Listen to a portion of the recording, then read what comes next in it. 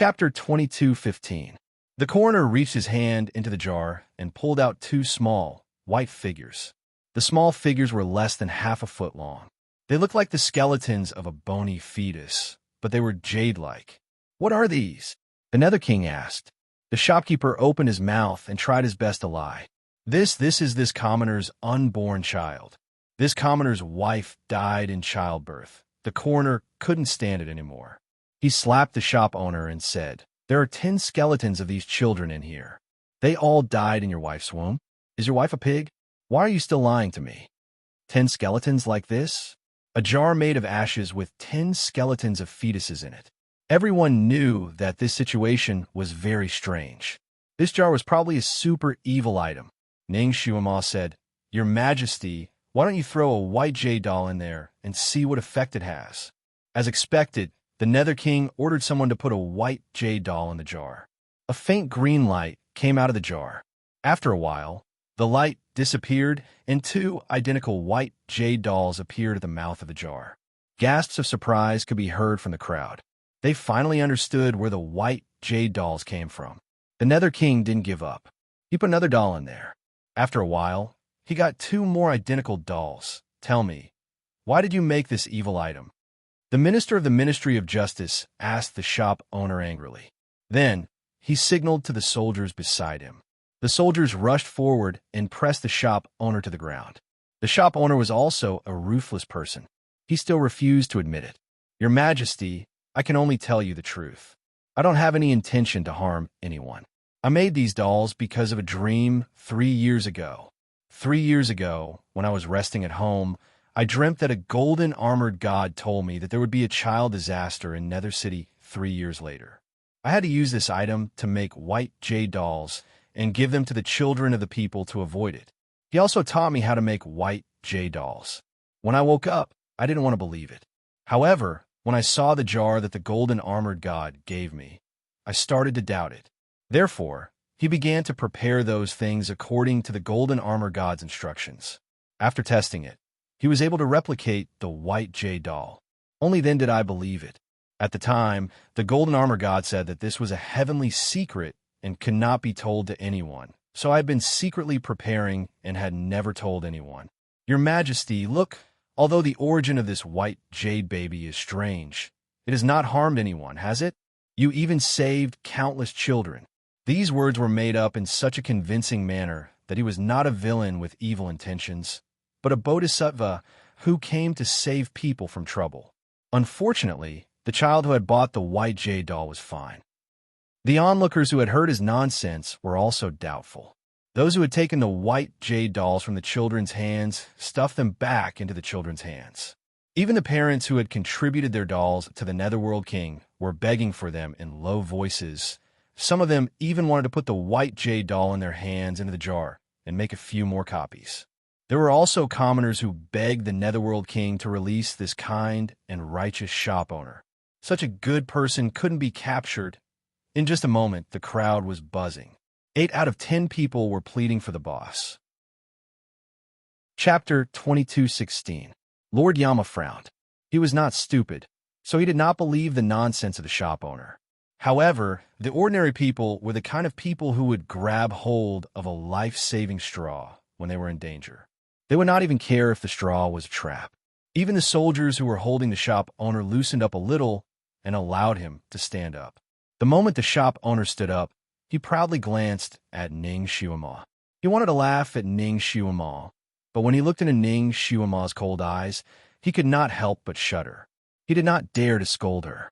Instead, he sneered. "I have a clear conscience. However, this woman came in and smashed my shop. She even framed me. What is the reason?" At this time, he began to make false accusations. Ning Shuama frowned slightly. She did not expect the shop owner to have the ability to distort the truth. She thought that by exposing the origin of the white jade doll, she would be able to expose his conspiracy. However, she did not expect him to reverse the situation with just a few words. Unfortunately, there were not many people in the underworld who really understood the situation. They began to question Ning Shuama's intention. In an instant, Ning Shuama became the target of the arrows. The situation became chaotic again. Little Nianma had been watching from the crystal ball. When he saw the situation, he trembled with anger. He clenched his little fists tightly. These people are too stupid. Do they want to wait until they suffer a great loss before they believe that the white jade doll is actually a harmful thing? Shun Jili was meditating. He looked at the crystal ball for a moment and almost understood the cause and effect of the matter. He looked at Ning Xiaoma. Although she stood there calmly, her little mouth was slightly pursed. Obviously, the situation was a little tricky for her. She did not think of a way to deal with it. Meanwhile, the people in the underworld were condemning her. The waves of voices were getting louder and louder. Shun Jili narrowed his eyes. A group of bastards who did not know what was good for them. His gaze fell on the blood-red coffin, and after looking around, the corners of his lips curled up slightly. He ignored the angry little Nianma and closed his eyes. He put his palms together in front of his chest, as if he was meditating. However, his posture was completely different from before. A faint white light shot out from his fingertips, penetrating through the barrier of the heavenly lost stone and into the ground. Little Nianma's eyes were fixed on the crystal ball, so he did not notice what his father was doing. He rubbed his head and asked, "What should we do? What to do?" These people were muddle-headed and didn't know what was good for them. What should they do? Mother was obviously doing it for their own good.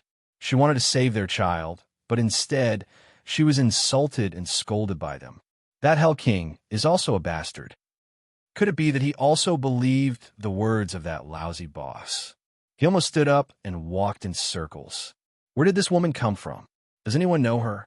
Yes, this woman's origin is unknown. I am afraid that she is a spy from another world. Yes, the boss of the shop is from the underworld. He has been running the shop here for 3 to 5 years and has never done anything bad. Although the way he made these white jade dolls is strange, he did it for the good of everyone. Unlike this woman, I don't know where she came from. Yes, she tried her best to destroy these life-saving white jade dolls. She must have bad intentions. There were loud complaints from the crowd. Once there were more people, they were afraid that there would be people with bad intentions. Chapter 22:17. There were loud questions from the crowd. When there were too many people, they were afraid that there would be people who would incite them. Once they were incited, they would easily follow blindly and become agitated. They would gang up and attack. Who knew what kind of brainless things they would do in a fit of anger? Now, Ning Xiaoma was in such an environment. Some of the more simple-minded and hot-tempered people were about to throw rotten eggs at Ning Xiaoma, especially those who had lost their children. They had nowhere to vent their anger. Now that they were hot-headed, a few of them had already rolled up their sleeves and rushed forward. "Get out of our netherworld! Kill this evil woman!" Carrying poles, clubs, kitchen knives, all kinds of household utensils were thrown at Ning Xiaoma. Ning Xiaoma's eyes flashed. She raised her hand and was about to do something. Suddenly, a child pushed through the crowd and rushed in. "Don't hurt her. She is my aunt. She is not a bad person." Xiaoqin. That child was Xiaoqin. When Ning Xiaoma was making a ruckus in the jade shop, this child had been hiding in the crowd. People had almost forgotten about his existence. Now that he suddenly rushed out, he wanted to use his small body to block those sticks and kitchen knives. With his small body, it would only take a few hits to kill him, especially the kitchen knife that was flying towards him. It just so happened that it was flying towards his head.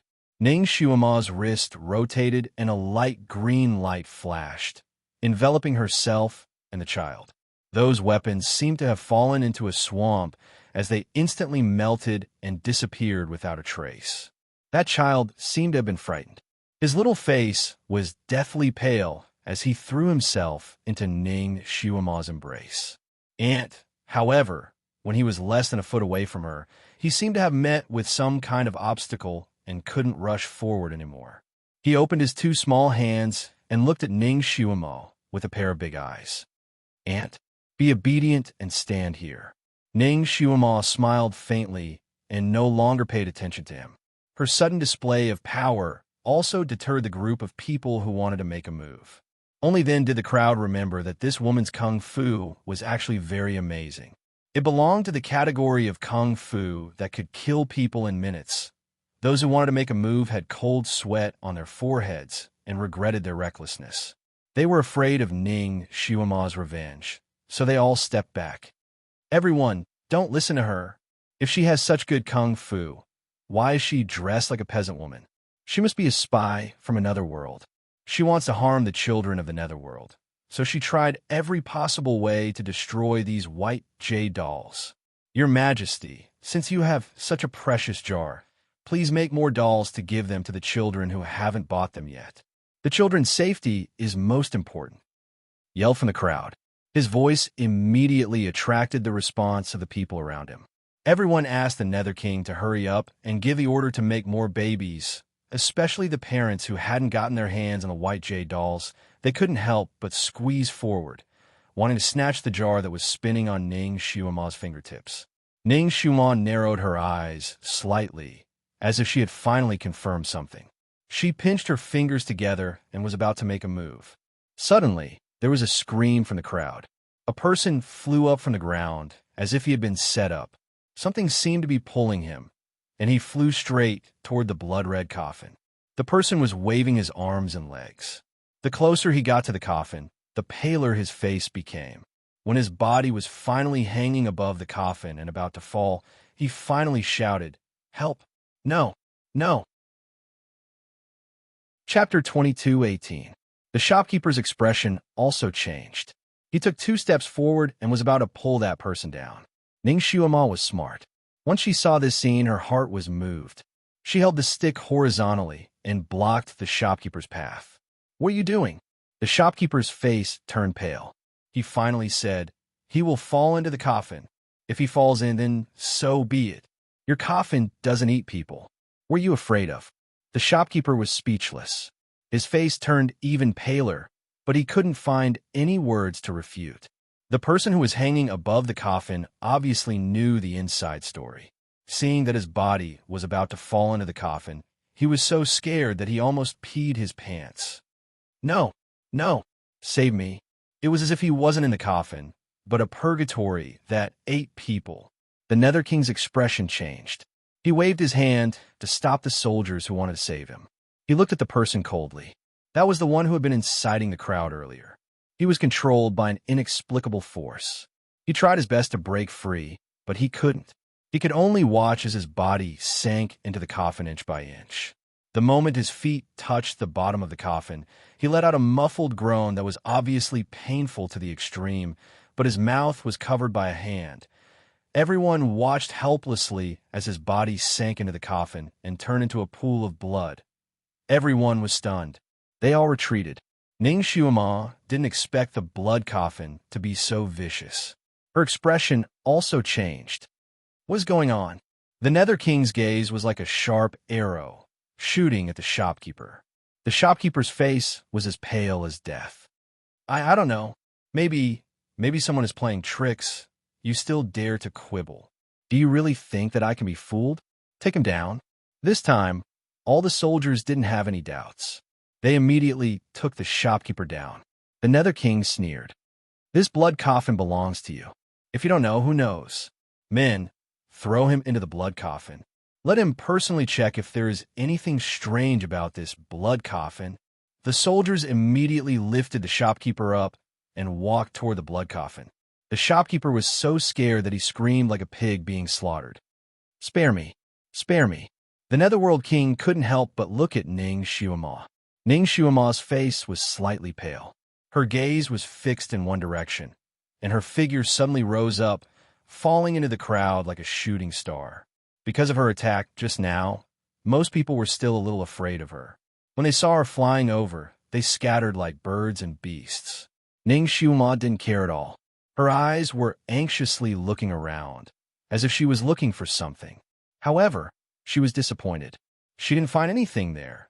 She was standing at the place where the man who had been thrown out by an unknown force was standing. However, there was nothing but blue stones in that place.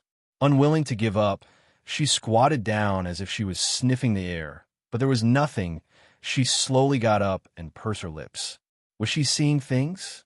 The ray of light she saw when the man was thrown out was very familiar. It seemed to have come from Shanjili. Could it be that she missed him so much that she was hallucinating? She stood there in a daze. She acted as if she didn't hear the Nether King's questions. The Nether King naturally didn't want to throw the shopkeeper into the blood coffin. He still wanted to dig out the real culprit from this person's mouth. The shopkeeper was really a hard bone to chew. At this point, he was still stubborn. Chapter 22:19. The shop owner was a tough nut to crack. Even at this stage, he was still stubborn. Your Majesty, your Majesty, even if the blood coffin is evil, I didn't harm anyone. The white jade doll didn't harm anyone and saved many children. Your Majesty, if you do this, the people will be disappointed. The onlookers looked at each other. Many of them were the kind of people who wouldn't cry until they saw the coffin. They also said, Your Majesty, the white jade doll didn't harm anyone. Although the method is evil, it's good for the children. Yes, yes, Your Majesty. Don't hurt the good people. Your Majesty, we don't need to care about the evil aura of the blood coffin. We should keep the jar, make more dolls, and distribute them to the children first, so that everyone can be at ease. The Nether King frowned. His people were afraid of losing their children. They wanted to grab a straw whenever they saw one, regardless of whether the straw was poisonous or not. Ning Shumao also came back to her senses. She was speechless when she heard what these people said. How can the white jade doll made with evil magic have protective effects? Did you bring your brains out? How can you believe such nonsense? If this doll is a kind of evil thing that can control people, and the person behind it deliberately steals the children who have never bought the white jade doll in order to control more children, and then spreads rumors in the city, creating the illusion that only those who buy the white jade doll can be safe, then what will you do? Everyone should know that some people would use a medium to control people unknowingly when they were refining sorcery or casting black magic. If I'm not wrong, this white jade doll is the medium. The person behind it wants to control all the children in Nether City. So, not only can we not make more white jade dolls, but we also want the people who have bought them to smash them and destroy them. After Ning Shumao finished speaking, even the Nether King broke out in a cold sweat. He immediately ordered the people in the city to hand in the white jade dolls. At this moment, more than half of the onlookers had already bought the dolls. They were still skeptical and hesitated to hand them over. Some people even wanted to hide the white jade dolls. Ning Shumao looked at the people's expressions and knew that they wouldn't be happy to hand in the white jade dolls. She raised her eyebrows. It seemed that she had to use a strong medicine. She flew up and landed beside the shopkeeper. With a leap, she stood at the edge of the blood coffin, making the shopkeeper's head look down. She said coldly, I'll count to 3. If you don't tell me the truth, I'll throw you in. Her tone was awe-inspiring, and no one dared to doubt the authenticity of her words. The shopkeeper was so scared that his face turned pale, but he still refused to admit it. Ning Shumao didn't pay any attention to him. After counting to 3, she directly let go. The shopkeeper screamed and fell into the coffin. When his head was about to hit the bottom of the coffin, Ning Shumao picked him up again. Her voice was colder than ice. I'll give you one more chance. Tell me who's behind you. Tell me the effects of this doll. The shopkeeper was so scared that he almost wet his pants. Ning Shumao was like a female Azura, so he didn't dare to argue anymore. He closed his eyes and said, Okay, I'll tell you. I'm a jade craftsman in this city. A few days ago, someone came to find me and rented my place. He asked me to sell these white jade dolls and said that all the money would belong to me. I was greedy for this small profit, so I started to sell them. I don't know what these white jade dolls are for. Chapter 22:20. Liar. If you don't know, how do you know how to guard against this blood coffin? It's that person who reminded me in advance that I must not fall into the blood coffin. Otherwise, there will be nothing left of me. What about those lost children? Where are they? I don't know. The shopkeeper's eyes flickered. Ning Shumao sneered. It seems that if I don't give you a taste of pain, you won't know your limits. Ning Shumao hit his back with her hand. The shopkeeper's body trembled violently, and he screamed, sweating profusely. After a while, the shopkeeper finally couldn't endure the torture and finally told the truth. I don't know about the children who were lost a few days ago, but the children who were lost in the past 2 days all automatically threw themselves into this blood coffin. It was earth-shattering. The onlookers were silent. Suddenly, they clamored like a pot of boiling water. Those who had lost their children roared and pushed with all their might, wanting to tear the shopkeeper apart. The Nether King was also furious. Scum, you actually colluded with outsiders to harm people in the same world. Tell me, who ordered you to do such a despicable thing? Also, how many of your companions are in the crowd? Tell me all of them. If you don't tell me the truth, I'll cut you into pieces. The shopkeeper closed his eyes. I was forced to do it. The person behind it is the Devil Master. This sentence was like a bomb, causing the crowd to explode again. Everyone was filled with righteous indignation, and the people couldn't stop cursing. Ning Xiuma didn't panic. She just sneered. How do you know that the person behind it is the Devil Master? Did you see her with your own eyes? The shopkeeper gritted his teeth and nodded. She ordered me personally, so I didn't dare to disobey. What does the Devil Master look like? She is dressed in red and is very beautiful. Ning Xiuma smiled again. Everyone on Earth knows this. It doesn't count. Don't you think you can lie without a draft? The Nether King frowned. Lady, how do you know that he is lying? Ning Xiuma looked up and smiled. It's very simple. Because I am the Devil Master. Suddenly, a red light flashed around him. A moment later, everyone sucked in a breath of cold air.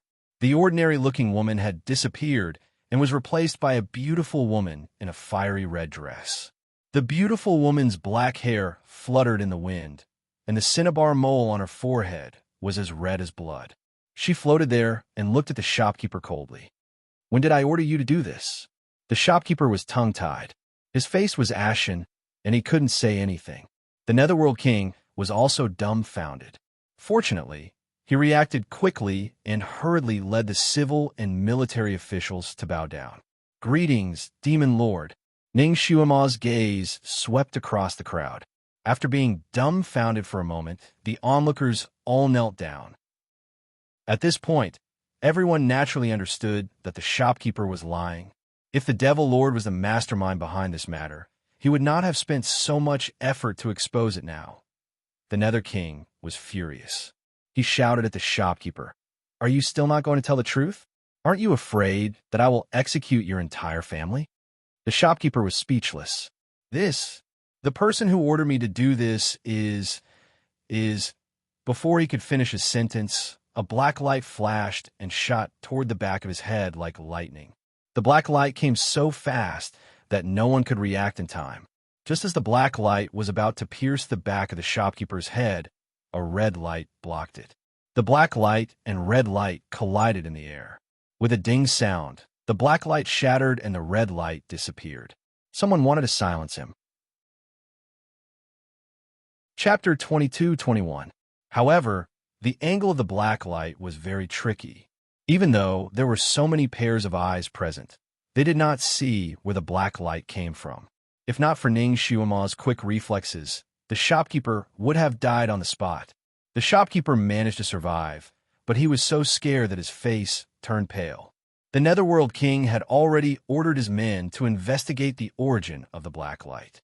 Ning Xiuma just smiled and said, Your Majesty, there are still a few good friends of that person hiding in the crowd. Let's ask them to come out first. From a scene just now, the Netherworld King could see that this incident was not done by one person. There must be a group. However, if he interrogated the shopkeeper now, he was afraid that he would not be able to get anything out of him. While he was thinking, Ning Xiuma had already used her long whip. There were a few screams in the crowd. After a while, 7 or 8 people were pulled out by Ning Xiuma's long whip and fell to the ground in a sorry state. Tie them up, Ning Xiuma ordered. The Netherworld King trusted Ning Xiuma very much at this moment. He ordered his men to tie the 7 or 8 people up like rice dumplings. Naturally, the 7 or 8 people cried out for their innocence. However, before they could say anything, Ning Xiuma sealed their acupoints. How do you know that this is the thief? The Netherworld King could not help but ask. Ning Xiuma smiled and said, Of course I know. She had been enduring the insults of the people just now because she wanted to find the thief. These people were too careless. They thought that they could impersonate the people without anyone noticing. However, they did not expect that Ning Xiumo had already noticed them and remembered them. At this moment, they were caught with a thunderous strike. Ning Xiumo was too lazy to interrogate them one by one. She smiled and said, "Among you, who is the most sensible and can tell me who is the mastermind, I will spare your life. The rest of you will be thrown into the blood coffins." The people who were tied up changed their expressions. They started to whimper, but they could not say anything. Ning Xiumo continued, "I don't have the patience. I don't feel like listening to your lies and arguments. The moment I open your acupoints, whoever points out the mastermind first will be spared. As for the rest, hee." This chuckle made the hairs on their bodies stand on end. Ning Xiumo smiled again. "I'll count to 3. You have to seize this rare opportunity yourselves." She counted one by one, making those people extremely nervous. When she counted to 3, she flicked her finger and actually unsealed those people's acupoints in a split second. Him. 6 or 7 arms pointed at one person. It was as if they were afraid of falling behind. Everyone naturally looked over as well. There was a child standing there. "Your Majesty, be careful," someone shouted. At the same time, a streak of blue light shot towards the Nether King. The speed of the blue light was too fast, and the guards around the Netherworld King didn't even have time to react. The Netherworld King's hand lightened, and the jar was actually snatched away by someone. At the same time, several streaks of black light shot towards the people lying on the ground who had confessed, nailing them to death on the spot. Ning Xiumo actually had time to stop them, but she didn't do it. These people were probably that person's accomplices. The missing children were probably also their doing. They owed blood. Now that they confessed in order to survive, even if they survived in the future, they might not do good deeds. Now that they died in the hands of their master, they deserved it. And she did not break her promise. Ha ha. Interesting. The streak of blue light shot up to the sky and stopped in midair. Chapter 22:22. Everyone looked up and saw that the blue light was a boy in blue clothes. With one hand holding the jug, he lowered his eyes and looked down, as if he was a king overlooking all living things. This deity worked so hard to set up this trap. I didn't expect that someone would see through it so quickly. "Little Xiumo, you're very smart." Ning Xiumo looked up at the boy she named Xiaochen. "You're Luo Jiuchen." The boy chuckled. "That's right. However, I managed to hide it from you this time." "Little Xiumo, this time you spoiled my plans again. What should I do to you? I want to get 30,000 hearts, but now I can only take 4,800. His palm suddenly pressed on the edge of the jar, and circles of purple light appeared in his palm. "Throw the white jade doll away. Throw the white jade doll away." Many people in the crowd began to yell. Those who were holding on to the white jade doll hurriedly threw it away. There were also experts who shouted, "Don't let him use his sorcery. Kill him." Countless magic weapons flashed and smashed toward the boy. They wanted to stop him. However, there seemed to be a barrier around the boy, and those magic weapons couldn't hit him at all. The boy laughed, and his smile was indescribably proud and sinister. "It's useless. All the children whose birth characters are carved on the white jade doll are my sacrifices. It's useless to smash the doll. Just wait for your children's hearts to fly out automatically." His words made those who bought the white jade doll pale, and some of them almost collapsed. The Nether King glared at the boy. "Lord Luo, I didn't do anything wrong to you. Why do you have to scheme against my people? Stop it! Stop it!" The boy stood motionless in midair. So many people attacked him, and so many magic weapons circled around him, but none of them could stop him. Not a single magic weapon could hit him. They could only watch in despair as he activated the jar. Everyone knew that once the jar was truly activated, it would be the moment of death for those children. Everyone was so anxious that their eyes turned red, but there was nothing they could do. The boy seemed to be enjoying everyone's reaction. His gaze turned and landed on Ning Xiumo, who was standing there quietly. "Little Xiumo, you're very calm. You actually didn't come up to fight with me. Could it be that you're angry because these people misunderstood you and insulted you? That's right. You've been trying to save them, but they don't know what's good for them. They always misunderstand you. I feel sorry for you. It's only right that you don't care about them." His voice was still that of a child's, and his words were full of provocation. He seemed to be joking, but it suppressed all the noise below. Every word was clear. The people of the underworld were stunned for a while. Then they all blushed and lowered their heads. Ning Xiaoma chuckled. "Do you think I didn't stop you because of their misunderstanding?" The boy raised his eyebrows. "Could it be that there's another reason?" He looked down and thought for a while. "Could it be you finally like me, so you don't have the heart to kill me?" His voice sounded like a joke, but also a little serious. "Little Xiaoma, this is the first time you've been so nice to me. I'll repay you well." Although he kept talking, his hands did not stop moving. Countless spells were released from his fingertips, and they were used on the jar in his palm. Chapter 22-23. All of a sudden, the jar lit up. The boy's eyes also lit up slightly. However, before he could reveal a happy expression, the jar suddenly broke with a pah. 10 small bones fell out of the jar and turned into dust before they hit the ground. Even the jar fell into the dust. The nervous crowd. The boy's eyes fell on Ning Xiaoma's face. "Did you do this?" Ning Xiaoma crossed her arms and looked at him, her smile unchanged. "What do you think?" The boy gritted his teeth. "When did you break it? Why didn't I see it?" Ning Xiaoma's smile became fainter, and she said, "Guess." The boy, when the crowd heard the conversation between the two people, they all breathed a sigh of relief. Especially those with children, they breathed a sigh of relief for a long time. It turned out that the Devil Master had broken this strange jar in advance. Otherwise, the consequences would be unimaginable.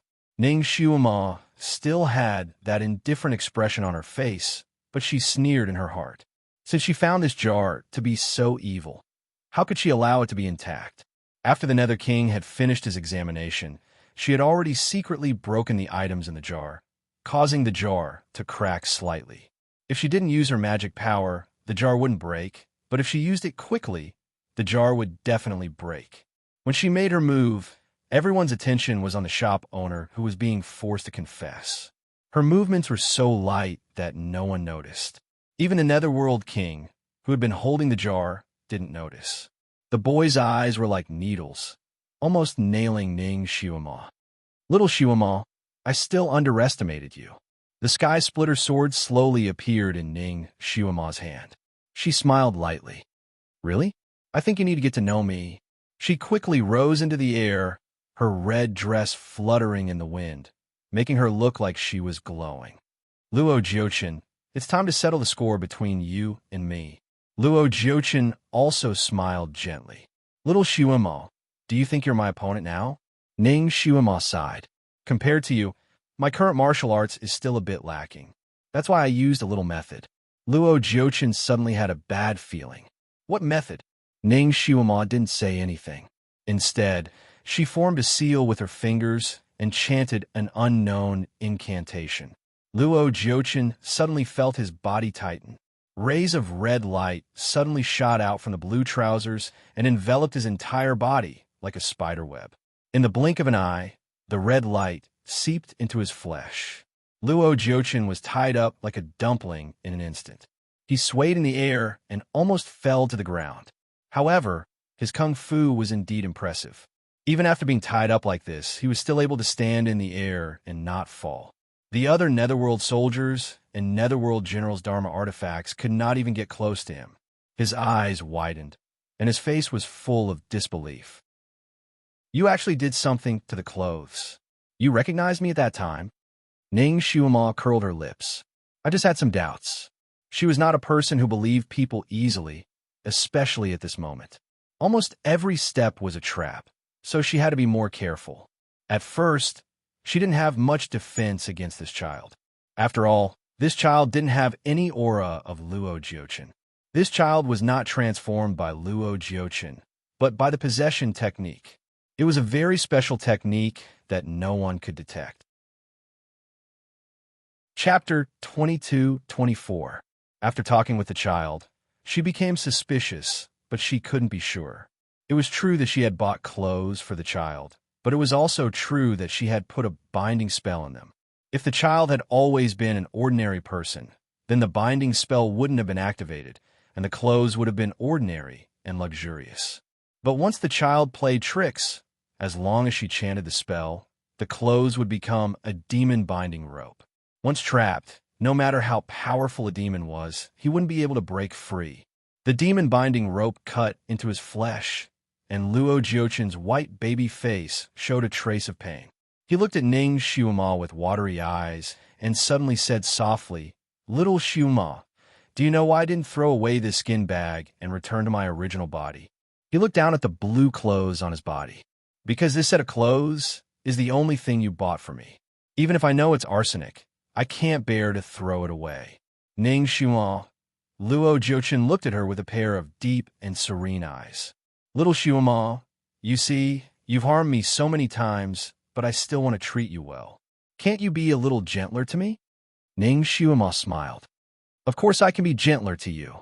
The demon-binding rope had cut into his flesh, but Ning Xiuma continued to cast spells as if she was afraid it wasn't enough. The rope was getting tighter and faster. This demon-binding rope could not only bind the body, but also the demon's soul inside, so he couldn't escape easily. Luo Jiochen had been possessed by the demon, so this thing was very useful for him. Ning Xiuma knew that his kung fu was high, so once she tied him up, she would naturally tighten it to death, for fear that it wouldn't be tight enough and painful enough. Luo Jiochen's body was almost twisted into a fried dough twist, but he sighed softly. "What a cruel little girl. However, I'm not someone you can use this thing to trap." Speaking up to this point, his body suddenly emitted a golden light.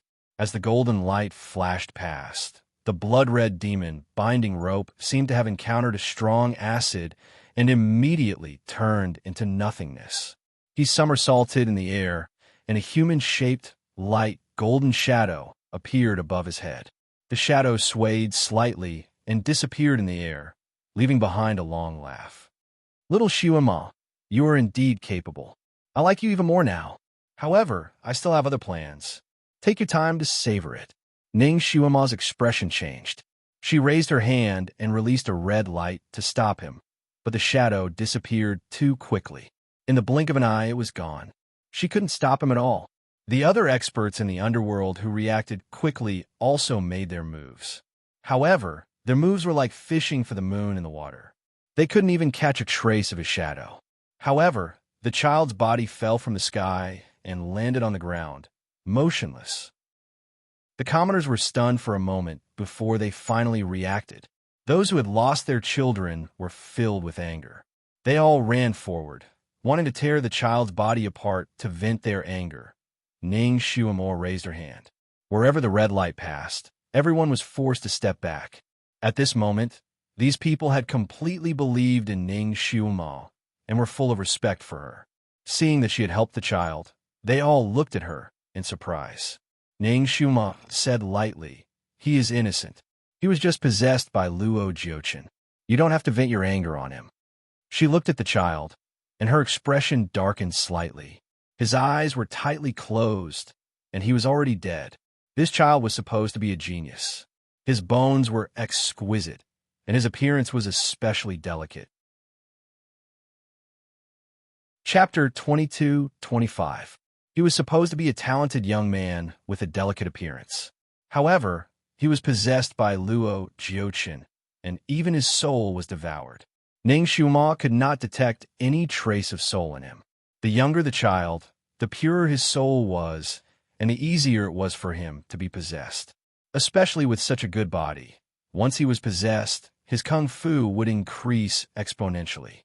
Since the child was dead, his body could not be kept, in case Luo Jiochen used it again.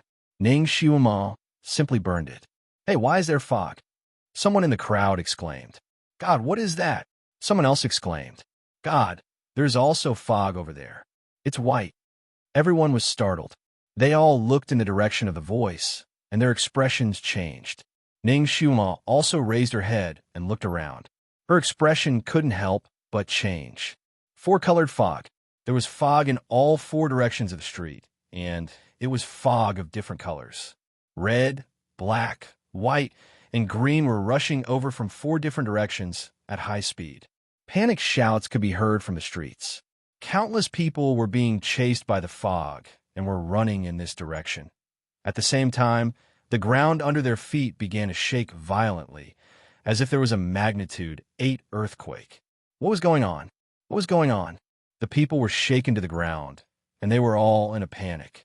There were screams, cries, and calls for children. The trembling of the earth finally stopped, and the people who were rolling around on the ground were still in shock. After a while, they got up and looked around. Then they were stunned.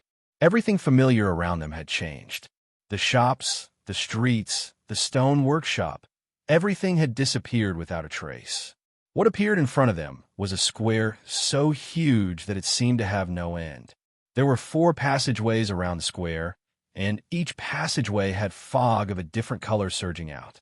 The fog in the south was red, the fog in the north was white, the fog in the west was black, and the fog in the east was green. The color of each fog was very pure.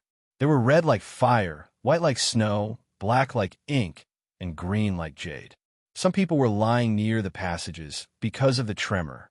When they opened their eyes, they found that the fog was close. They wanted to get up, but it was too late. Miserable screams rose and fell, almost piercing one's eardrums. Everyone subconsciously looked towards the source of the voice, their bodies trembling nonstop. The dozens of people who were engulfed by the red mist seemed to have been splashed with a layer of kerosene. They burned fiercely, causing them to roll on the ground and turn into a pile of ashes in the blink of an eye. The people who were swept by the white mist were instantly covered in a thick layer of ice. They were still running for their lives, but they were instantly frozen into ice sculptures. It was a very strange sight. As for those who were swept by the black fog, they looked even more frightening. When they were swept by the fog, they were human, but when they ran out, the flesh on their bodies shrank rapidly. After running for a dozen steps, they turned into skeletons and directly fell to the ground. Only the people who were attacked by the green fog were still alive and kicking. They were shouting and screaming as if there was a ghost chasing after them. But before they could reach the center of the square, they suddenly screamed and disappeared without a trace. The Netherworld King and his subordinates were all in the middle of the plaza. When the earthquake happened, these Netherworld race generals had protected the Netherworld King in the center. In addition, there was no danger in the center of the square, so they didn't suffer many casualties. Chapter 22-26. The civil servants were in a miserable state. Their faces were all swollen, and their robes were all messed up. The Netherworld generals were well trained. They formed a semicircle, protecting the Netherworld King and the civil servants. They looked around cautiously. The suffering of the surrounding commoners was naturally seen by everyone, and all of them were shocked. How do we get here? What is that fog? Where is the safest place? This was the question that was hovering in everyone's mind, and the sufferings of the people who had been affected by the fog indirectly served as a weather vane for everyone. The green fog was the safest place. 4 types of fog were approaching them from all directions. Your Majesty, the green fog in the east is the safest place. Let's go there. The Netherworld Prime Minister reported. This square was not safe. Once the fog forced them to the front, everyone would die. Hence, they had to make a decision as soon as possible and hide in a safer place. The Netherworld King looked around. Where is the Devil Master? I am here. A voice sounded not far away. The Netherworld King looked over and saw Ning Xiuma standing in the east where the commoners had fallen. She was looking down. There was a huge crack in the north-south direction. The 2 ends of the crack were covered by red and white fog. Hence, if they wanted to reach the passage in the east, they had to cross the crack. The crack was very deep, and the bottom could not be seen. Black and white fog swirled below. The commoners who had fallen into the crack were nowhere to be seen. The crack was more than 100 feet wide. Unless they could fly, they would not be able to reach the passage in the green fog. The commoners in the square saw that the green fog did not eat them, so they instinctively ran to the east. However, they were blocked by the crack. They could not jump over at all. They were so anxious that they walked around the crack. The scene was very chaotic. The Netherworld King saw that Ning Shuima was still there, and he calmed down. Devil Master, what is happening? Ning Shuima sighed. If I am not wrong, Luo Jiuchen should have set up an array in the entire Netherworld city. The earthquake just now was a sign that the array was activated. We have fallen into his array. The commoners in the Netherworld realm looked at each other. What array was so powerful? It could bring so many people in. The Nether King had already noticed that there were a total of 10,000 people trapped in the plaza. Does the Devil Master recognize this array? The Netherworld King looked at Ning Shuima with hope. Ning Shuima shook her head slowly. This is also the first time I've seen it. She didn't expect that Luo Jiuchen was also an array master. No wonder he said he had other plans before leaving. So this was the reason. She looked at the four-colored fog that was slowly approaching her, and her brain quickly calculated. According to the current speed, the fog would converge in the center of the square within an hour, and it would be difficult to predict what would happen at that time. Naturally, there was no lack of such scheming experts in the Netherworld realm. He immediately asked the Netherworld King for instructions. Your Majesty, we must leave this place quickly. Otherwise, we won't be able to escape in an hour. Naturally, the Netherworld King also saw the danger of this place. Now, the only direction they could escape to was the eastern green fog. It was fine for him and a group of military generals to fly over this fissure, but what about the ordinary citizens and the group of civil officials? Leave them all here to die? Devil Master, do you have a way to break this array? The Netherworld King put all his hope on Ning Shuima. Ning Shuima looked at the fissure under her feet and then looked at the passage of green fog on the opposite side. She felt that the passage of green fog was not so simple. She was afraid that there was a bigger trap waiting for them to jump into. Chapter 22-27. She took a deep breath and said, Your Majesty, please retreat to the center of the square and form a defensive formation. I will go over there to take a look. She flew over the Rift Valley and disappeared into the thick green fog. Everyone looked at each other, not knowing if they should believe her or not. However, the Netherworld King immediately ordered all the civilians and officials to retreat to the center of the square, with hundreds of generals as guards. He led more than 10 generals to the Rift Valley, discussing ways to cross the Rift Valley and doing various experiments. First, they used their psychokinesis to create tall trees to build a bridge. However, before the big tree could reach the other side, a ball of fire rushed up from the Rift Valley and burned the big tree to ashes. Then, they used their psychokinesis to condense iron bars to build an iron bridge. However, there was not much iron in the air, so the iron bars they condensed were at most 10 feet long. They could not reach the other side at all. The Netherworld King was trying his best to build a bridge when a scream came from behind. Your Majesty! Your Majesty! The Netherworld King turned back and realized that other than the green fog, the other 3 colors of fog were approaching the square. As there were too many people in the square, it was inevitable that some people were standing at the periphery. The fog was about to invade the civilians in the outermost circle. The civilians were scared out of their wits and tried to squeeze into the center. The soldiers in the center were still protecting the civil and military officials.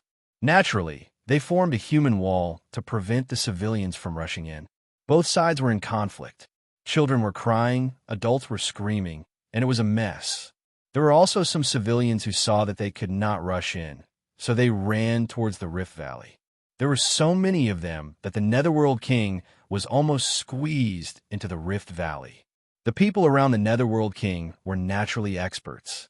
They immediately protected the Netherworld King in the center and drove away the civilians who were rushing in. Once a crowd formed in an environment, many people would not be able to control themselves. Many people escaped to the edge of the Rift Valley with great difficulty. But when the people behind rushed in, the people at the front could not stand still and immediately fell into the Rift Valley like dumplings. The long screams pierced through the air, making people's hearts tremble with fear. The Netherworld King's face turned pale, and he immediately ordered the soldiers to stop the civilians who were rushing forward. However, under the shadow of death, how many people could rationally line up according to the Netherworld King's order? The fog on the three sides was getting closer and closer, leaving less and less space for the civilians. People at the periphery were attacked by the fog from time to time, and they were either turned into fireballs, ice sculptures, or skeletons. The crowd was filled with cries, as if it was the end of the world. The situation was about to spiral out of control. Your Majesty, you must make a decision as soon as possible. I will escort your Majesty there first. It may be dangerous there, but it is better than waiting for death here. Your Majesty, we can't wait for that Devil Master any longer. She might have already found a way to survive and escaped. That's right. She's the Devil Master after all, and we've misunderstood her before. Young Master even sent troops to attack Mo Palace. It's good enough that she didn't hit us when we're down. Why would she be willing to put in the effort to save us from the underworld? The Netherworld generals all spoke up, trying to persuade the Netherworld King to bring his men over first. Under the shadow of death, if the Netherworld King didn't leave, these Netherworld generals wouldn't dare to move first. Naturally, they urged the Netherworld King on. The Nether King's face was also pale. He could pass, but what about the commoners? What about the hundreds of civil officials? All destroyed here? The civil officials and commoners were also afraid that their king would completely abandon them. They looked at him anxiously, some shouting, some crying. Your Majesty, when the time is right, we need to cut our losses. The underworld marshal finally spoke up. Chapter 22-28. The Netherworld King closed his eyes and let out a long sigh. At this time, he couldn't completely protect his people. He could only go first. Finally, he nodded. The generals around him were overjoyed. They immediately rose into the air and landed on the other side of the river while protecting him. The other generals and soldiers who knew how to fly naturally flew up and followed them to the other side of the river. They left the soldiers, officials, and people with low or no skills to wait on the other side of the valley to be devoured. The Netherworld King flew into the air. He heard the desperate cries of the people behind him. His heart twisted, and he almost tripped and fell. Fortunately, he was stopped by the generals beside him. At this moment, in the huge square, there was only a small area that wasn't invaded by the colorful fog. The people on both sides couldn't squeeze in, and they were forced to do so by the colorful fog. In desperation, they voluntarily jumped into the valley. The cries behind them were so loud that even the fog was trembling. When the Netherworld King landed on the other side of the river, his legs almost went soft. He wanted to look back, but the generals beside him were afraid that he would be soft-hearted. They directly surrounded him and ran toward the passage of green fog. Suddenly, a red shadow flashed in the green fog. A woman finally appeared and blocked the path of the Netherworld King and his people. The Netherworld King and his people were stunned. The Devil Master. She finally came back. The moment Ning Xiuma appeared, she roughly saw the situation here. Her beautiful face darkened. Your Majesty, are you going to abandon your people and run away by yourself? Her voice was so cold that it could freeze. The Netherworld King's face was pale. I can't bear it. But there is no but. If you still want to save your people, follow me. Ning Xiuma turned and flew to the other side of the river. The Devil Master is here. The Devil Master is here to save us. Oh my God, it's really the Devil Master. She must be here to save us. Devil Master, save us. When the desperate people on the other side of the river saw the red-clothed Devil Master, they immediately shouted. Some people were so excited that they almost screamed until their throats cracked. Seeing Ning Xiuma jump to the other side of the river to save his people without hesitation, the Lord of the Netherworld was also stunned. Your Majesty, without the bridge, those people can't cross at all. Even if you go back with the Devil Lord, it won't help. We should go first. A general saw that the Netherworld King had stopped. He was afraid that the Netherworld King would rush back in a fit of anger, so he hurriedly said. At this moment, there were about 100 generals by the Nether King's side. Naturally, there were some who agreed with that general. The Nether King swept his gaze across the generals. "What do you all think?" Everyone looked at each other, not knowing what to say. Marshal Lung from the underworld bowed to the King of Hell and said, "Your Majesty, you shouldn't put yourself in danger. Your Majesty, please go first. I have to save my subordinates, so I can't protect your Majesty anymore." After saying that, he stood up and turned to leave. He flew to the other side of the river with Ning Shuima. Nether King Air clenched his fists. He suddenly turned around and walked back the way he came. The other generals by his side tried to persuade him to stop. The Nether King took a deep breath, and his eyes gradually turned red. He said word by word, "I am the Lord of the Underworld, and the people on the other side of the river are my people. I can't abandon them." He flew to the other side of the river without caring about those generals. Those generals looked at each other. Even their king didn't care about the danger and flew over. How could they be cowards? Chapter 22-29. Therefore, most of the generals flew back as well. Only a few of them stayed behind. They had finally escaped from the dangerous place. So how could they be willing to go back? They stood there for a moment, then suddenly turned around and ran toward the green fog. They were smart people, so they would not associate themselves with a lunatic who was stupid enough to die despite knowing the danger. Ning Shuima's arrival was like a shot in the arm, making the desperate people cheer. Some of them even had tears in their eyes. In this kind of urgent situation, Ning Shuima naturally didn't want to waste time talking nonsense. She only said a few words. "I will take you there, but you must follow my orders. Those who disobey will be thrown into the fog." All the people agreed loudly. Ning Shuima immediately ordered these people to line up in 10 rows. The old, the weak, the women, and the children were in the middle, while the strong people who knew spells stood at the periphery. Ning Shuima turned around and looked at the Netherworld King. "Your Majesty, if you want to save your people, please stand at the end of the line, and the generals, please stand at the outermost line." Now, the end of the line and the outermost line on both sides are the most dangerous, because these 3 places were the first to be attacked by the colorful fog. The generals beside the Netherworld King opened their mouths to refuse, but the Netherworld King had already said in a deep voice, "Listen to the Devil Master's orders." He immediately assigned the guards to the outermost line, and he and 3 other generals went to the end of the line. This arrangement made all the people less anxious, and they finally had someone to rely on.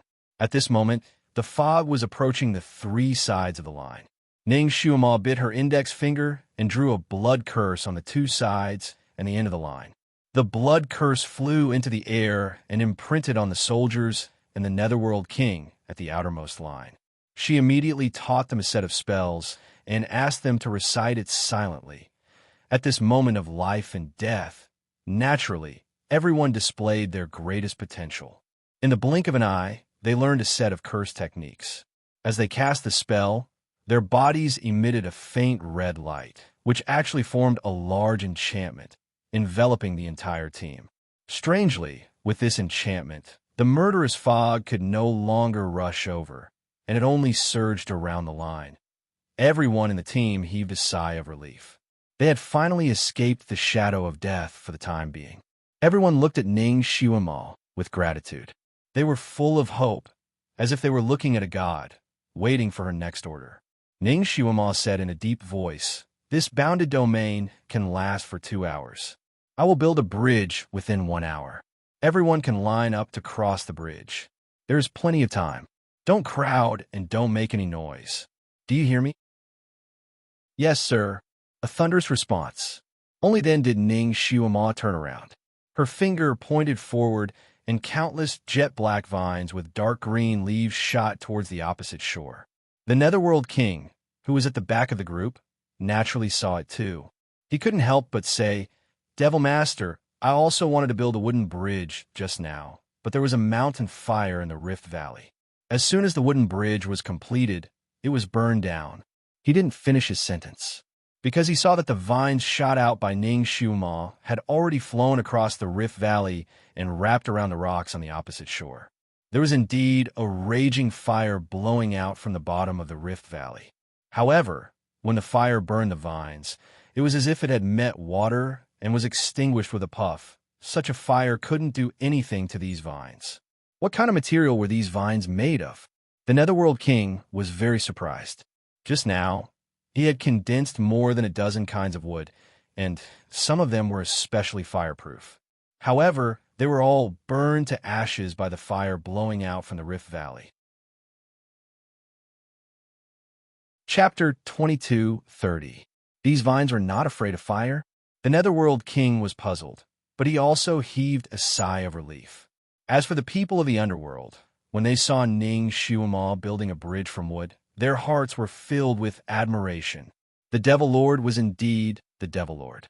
Her skills were extraordinary. As long as they followed her, they would definitely be able to escape.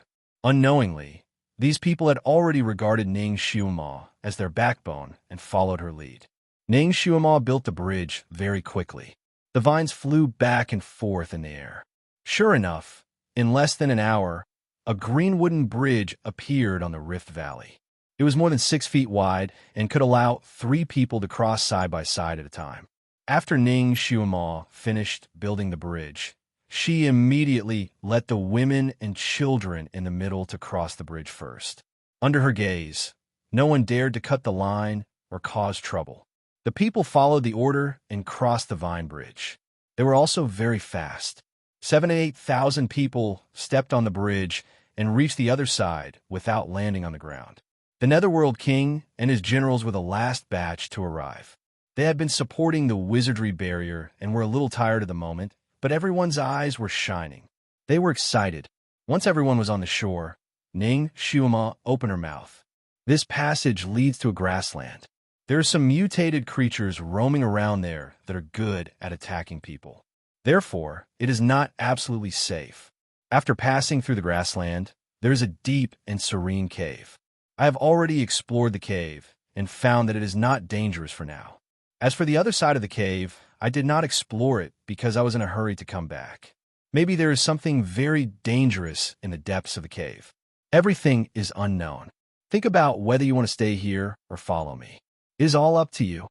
Actually, everyone had already seen that the Rift Valley seemed to have the effect of blocking the other fog.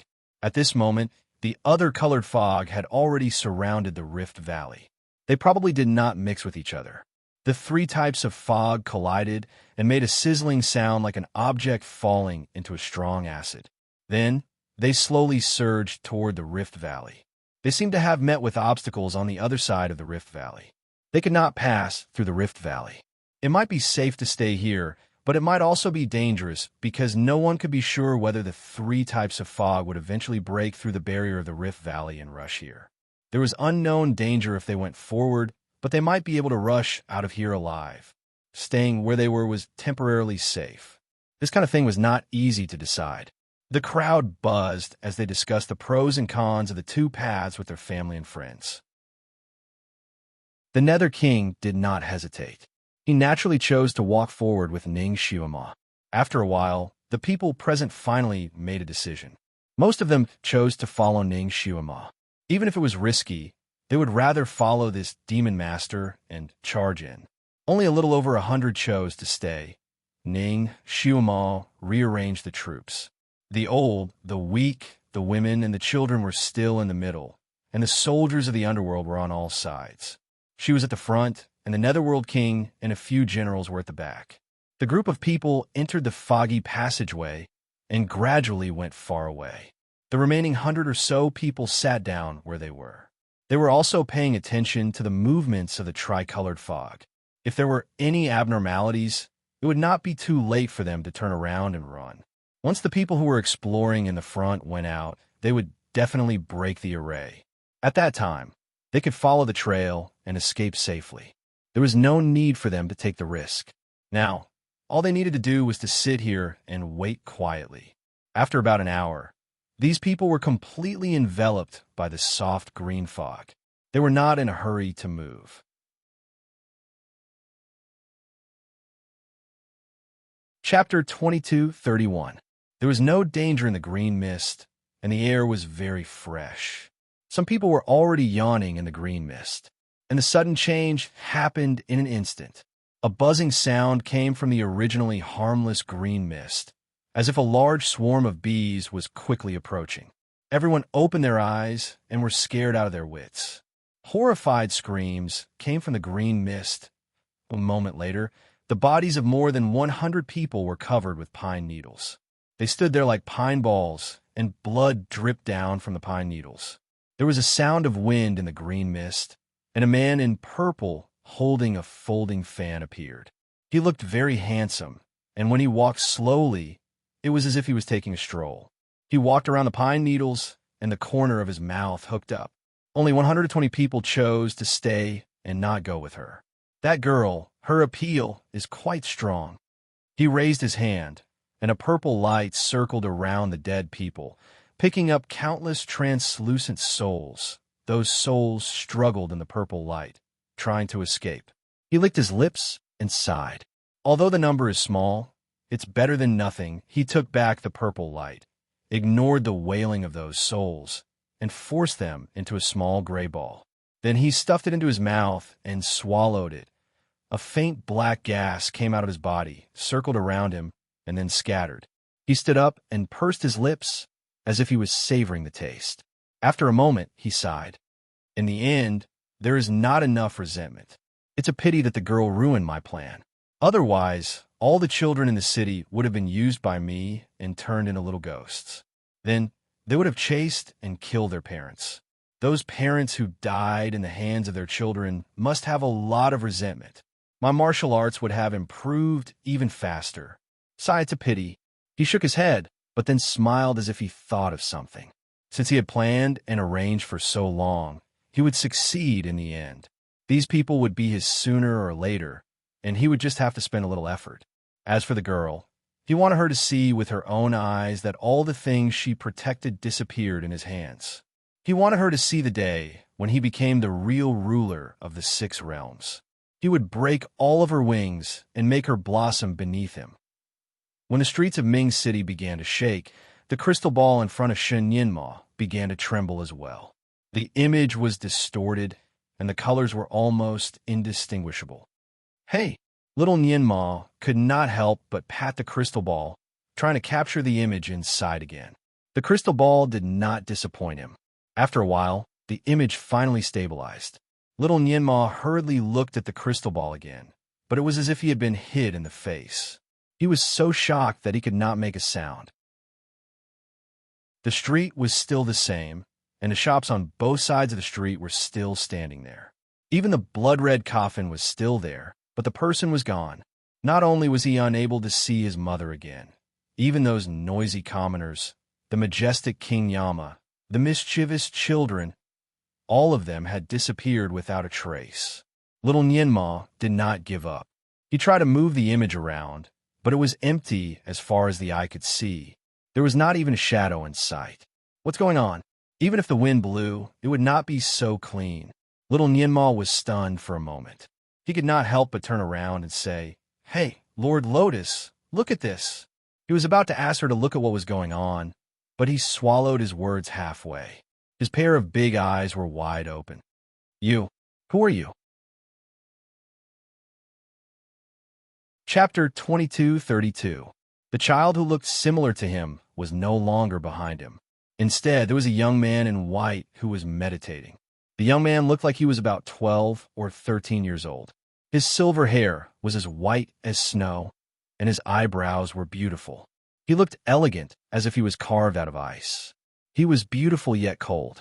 There were faint layers of white light surrounding his body. The young man seemed to be awakened by little Nianma's voice. He slowly opened his eyes. His pair of deep blue eyes were like an ice lake. They looked straight into little Nianma's big eyes. The young man saw his own reflection in Nianma's clear eyes. He narrowed his eyes slightly. Nianma. His voice was no longer a child's voice. It was the cool and magnetic voice of a young man before he changed his voice. You. Little Nianma was so shocked that he could not speak. You are... The young man's appearance was very similar to his father. However, little Nianma's impression of his father was that of an adult. Although the young man's appearance was also extremely beautiful, There was a kind of neutral, childlike innocence. The scene was too strange. Little Nianma could not react for a moment. After a while, he finally said, Are you my brother? The young man originally reached out his hand to pat his big head, but he was stunned by his words. His fingers gently pressed on little Nianma's shoulder and said in a deep voice, Nianma, I am your father. Father. Little Nianma was stunned. His eyes were wide open, and his mouth was so wide that it seemed like an egg could be stuffed into it. The young man was naturally shunned Julie, who had succeeded in his cultivation again. He raised his arm and hugged his son in his arms. He used his hand to close his little mouth. All right, kid, what did you see? What do you want me to see? As he said that, he looked into the crystal ball and saw an empty street. His expression changed slightly. What was going on? Little Nianma's mind was buzzing. He felt like he was struck by lightning. He could not react for a moment. At this time, he subconsciously said, I don't know.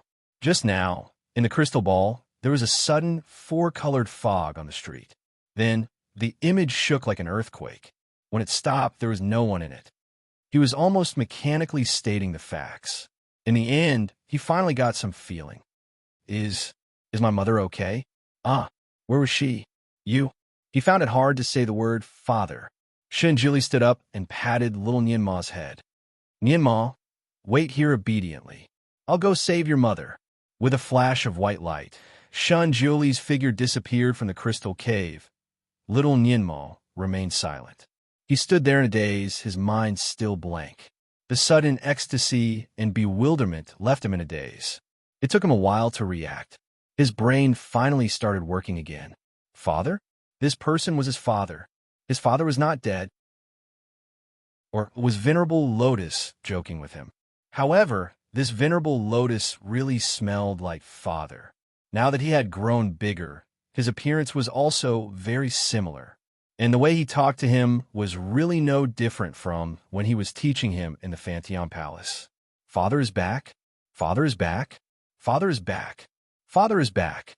This good news flooded his mind like crazy, from the initial disbelief to the final joy. Chapter 22:33. The Heavenly Lost Stone had been watching silently. It was shocked when Shun Julie suddenly left, but it also knew that once the Divine Lord decided to do something, no one could stop him. Therefore, it could only let him go. Before Shun Julie left, he reminded the Heavenly Lost Stone, Take good care of my son. Do not let any accident happen to him. Then he disappeared into the ground in a blink of an eye, leaving the Heavenly Lost Stone there in a mess. It was the Heavenly Law. The Heavenly Law. What a high and mighty status. He actually treated it like an old mother. It even took care of his child. At first, the Heavenly Lost Stone wanted to crazily refresh the crystal, but it suddenly stopped when it saw the expression on little Nianma's face. Little Nianma was in a daze at first. His eyes were wide open, and his mouth was agape. Then, he seemed to have realized something. His little face turned red and white, and his pair of big eyes began to fill with tears. His facial expression was as if he was crying and laughing at the same time. He seemed to be very happy, but also very sad. He stood there stupidly and murmured, Father? Is it really Father? I'm not dreaming, am I? He raised his hand and pinched his fleshy calf. Ouch! Then, he opened his mouth and laughed foolishly. It is not a dream. I am not dreaming. The Heavenly Lost Stone was a little worried. Was the child so happy that he became silly? Shinjuli's impact on his son was indeed too big, and the child was still too young. When the Heavenly Lost Stone was thinking about this, little Nianma had already cheered and jumped down from the lotus platform. He was jumping and jumping there. Father. Father is back. Ha ha. Father is actually back. He was like a little fool running in circles there, as if his heart was about to explode with joy. In a moment of carelessness, his body bumped into a crystal, and he fell on his butt. The Heavenly Lost Stone was afraid that he would really hurt his tender skin, so it quickly helped him up. After little Nianma jumped up, he suddenly rushed to the crystal cave wall and hid his little hands desperately.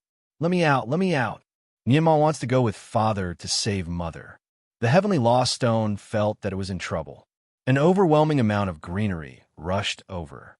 The vegetation here was growing like crazy. The trees had grown into towering heights. The small grass that was originally a foot long had grown to the height of a small tree. The leaves were wide and large, cutting people like saws. Although this was a grassland, it was a grassland that had grown wildly. Not only were the plants here different from ordinary plants, they were exceptionally wide. Even the various animals that roamed the grassland were strangely tall. Centipedes that were more than 10 feet long could swim out of the bushes, and mantises that were 3 feet long could also jump out of the bushes, brandishing their sickles. A rabbit the size of a leopard could also jump out. Its pair of red eyes and fangs shone frighteningly under the sunlight. All in all, everything here was super large. As people walked through it, they almost suspected that they had been shrunk, because anything that popped out was bigger than a person, and they were all attacking people. There was no path on the grassland. They had to rely on Ning, Xiuma, and a few other netherworld generals to clear the way. The commoners walked to the center, although there were guards on both sides. After all, there were more commoners than soldiers.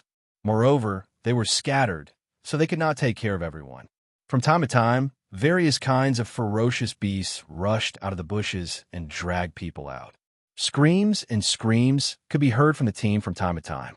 However, no one dared to stop. Everyone was running forward with all their might. No one dared to fall behind. Falling behind only meant one thing: death. Chapter 22:34. Because there were too many ferocious beasts hiding in the bushes on both sides. Once the troops stopped, it would be an absolute massacre. The weapons in the hands of the netherworld soldiers and generals never stopped.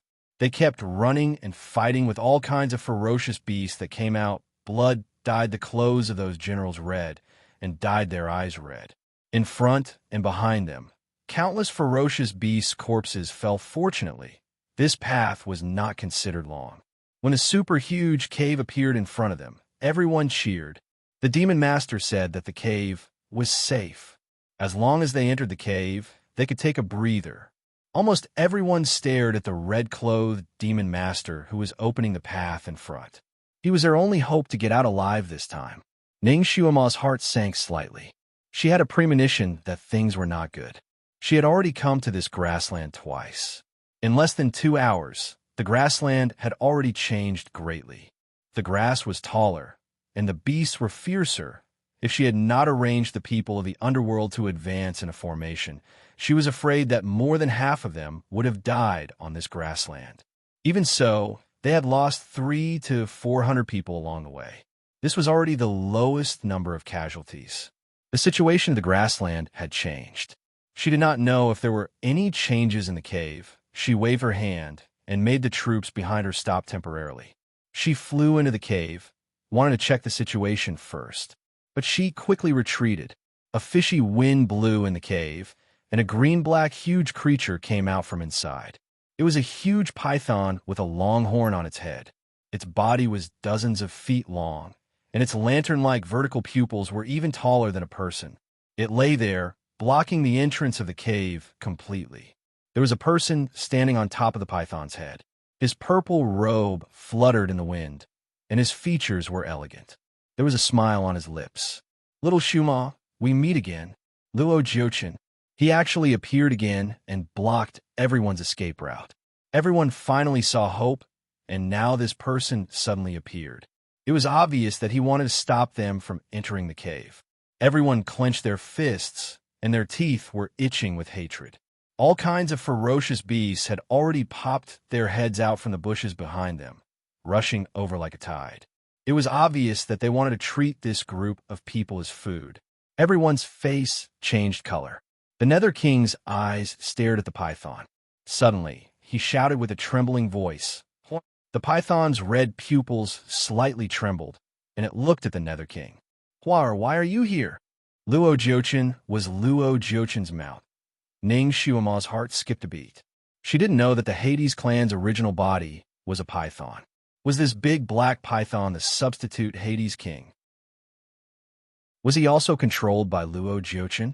She looked at the python and saw that its eyes weren't cloudy. It was obvious that it had intelligence. Luan huaz luo, huazes is luo, huazes. He's huaz. The nether of the kings, nether king's huaz. Of nea hua. Of the hun of the nev huns. Nea of the were, was luo hua. Luo, nedly luanit. Of the was of them. Not only did the nether king's eyes turn red, but the eyes of all the generals of the underworld also turned red. A warrior would rather be killed than humiliated. Luo Jiochen's actions were like taking a dump in the sky of the underworld. He didn't put the entire underworld in his eyes. Chapter 22:35. The big python froze from his kick and did not move for a while. Speak. Luo Jiochen kicked the python again. This time, he seemed to have kicked an important part of the python. The python tensed up and finally said in a muffled voice, "Father, you don't have to care. I did volunteer to become Lord Luo's mount, the Netherworld King, all the Netherworld generals." They felt like they had been slapped in the face.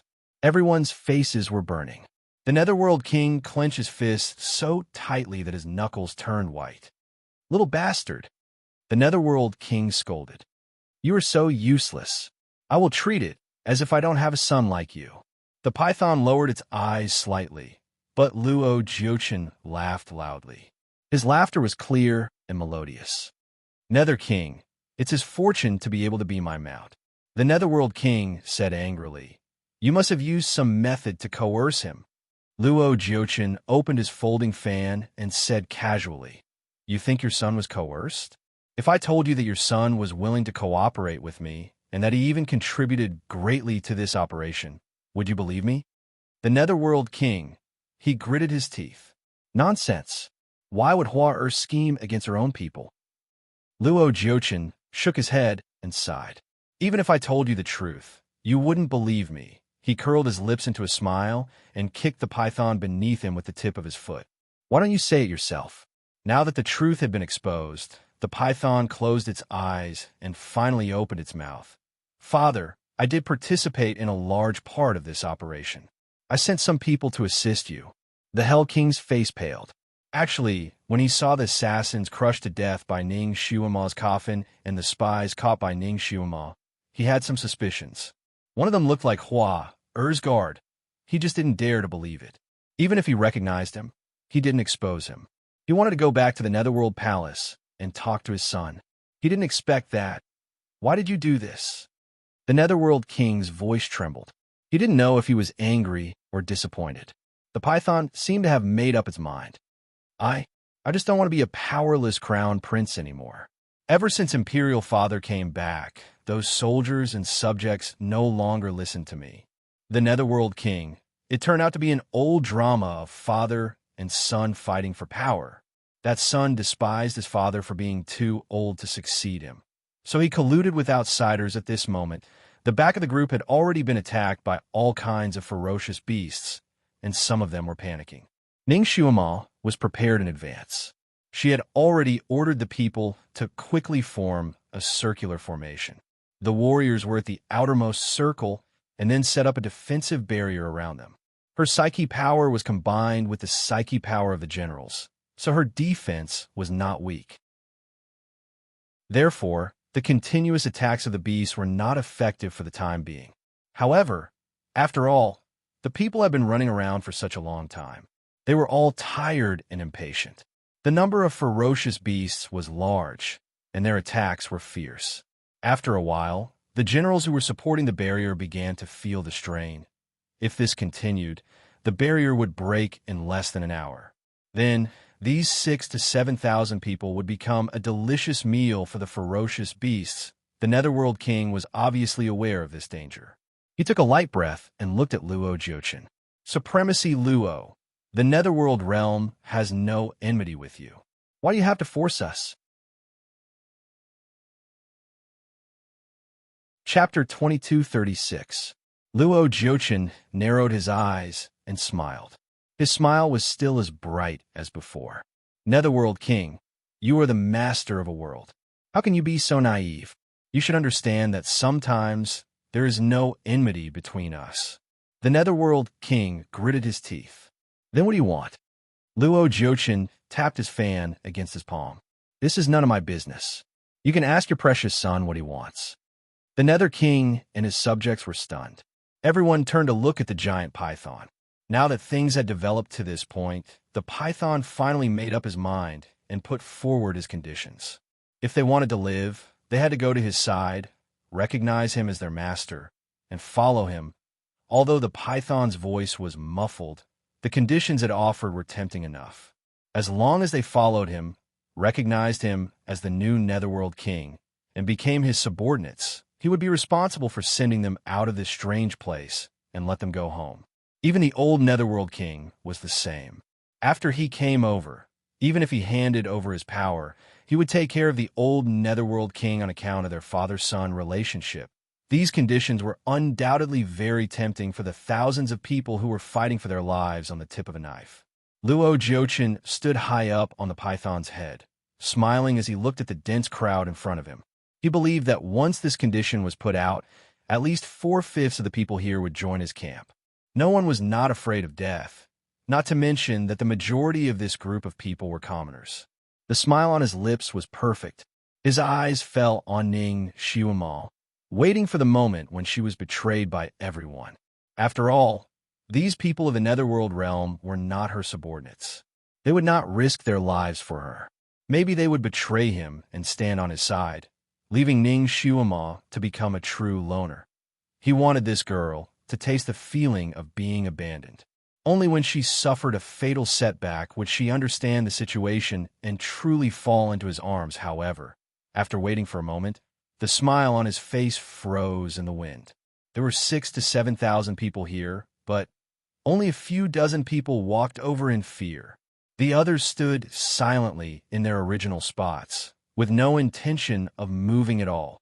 Forget about the Netherworld King and those old generals who were loyal to the Netherworld King. But what about the soldiers and the common people? Did they take the wrong medicine? Don't know how to seek advantages and avoid disadvantages? Not only did Luo Jiuchen's expression turn ugly, but the python also felt that it had lost all face.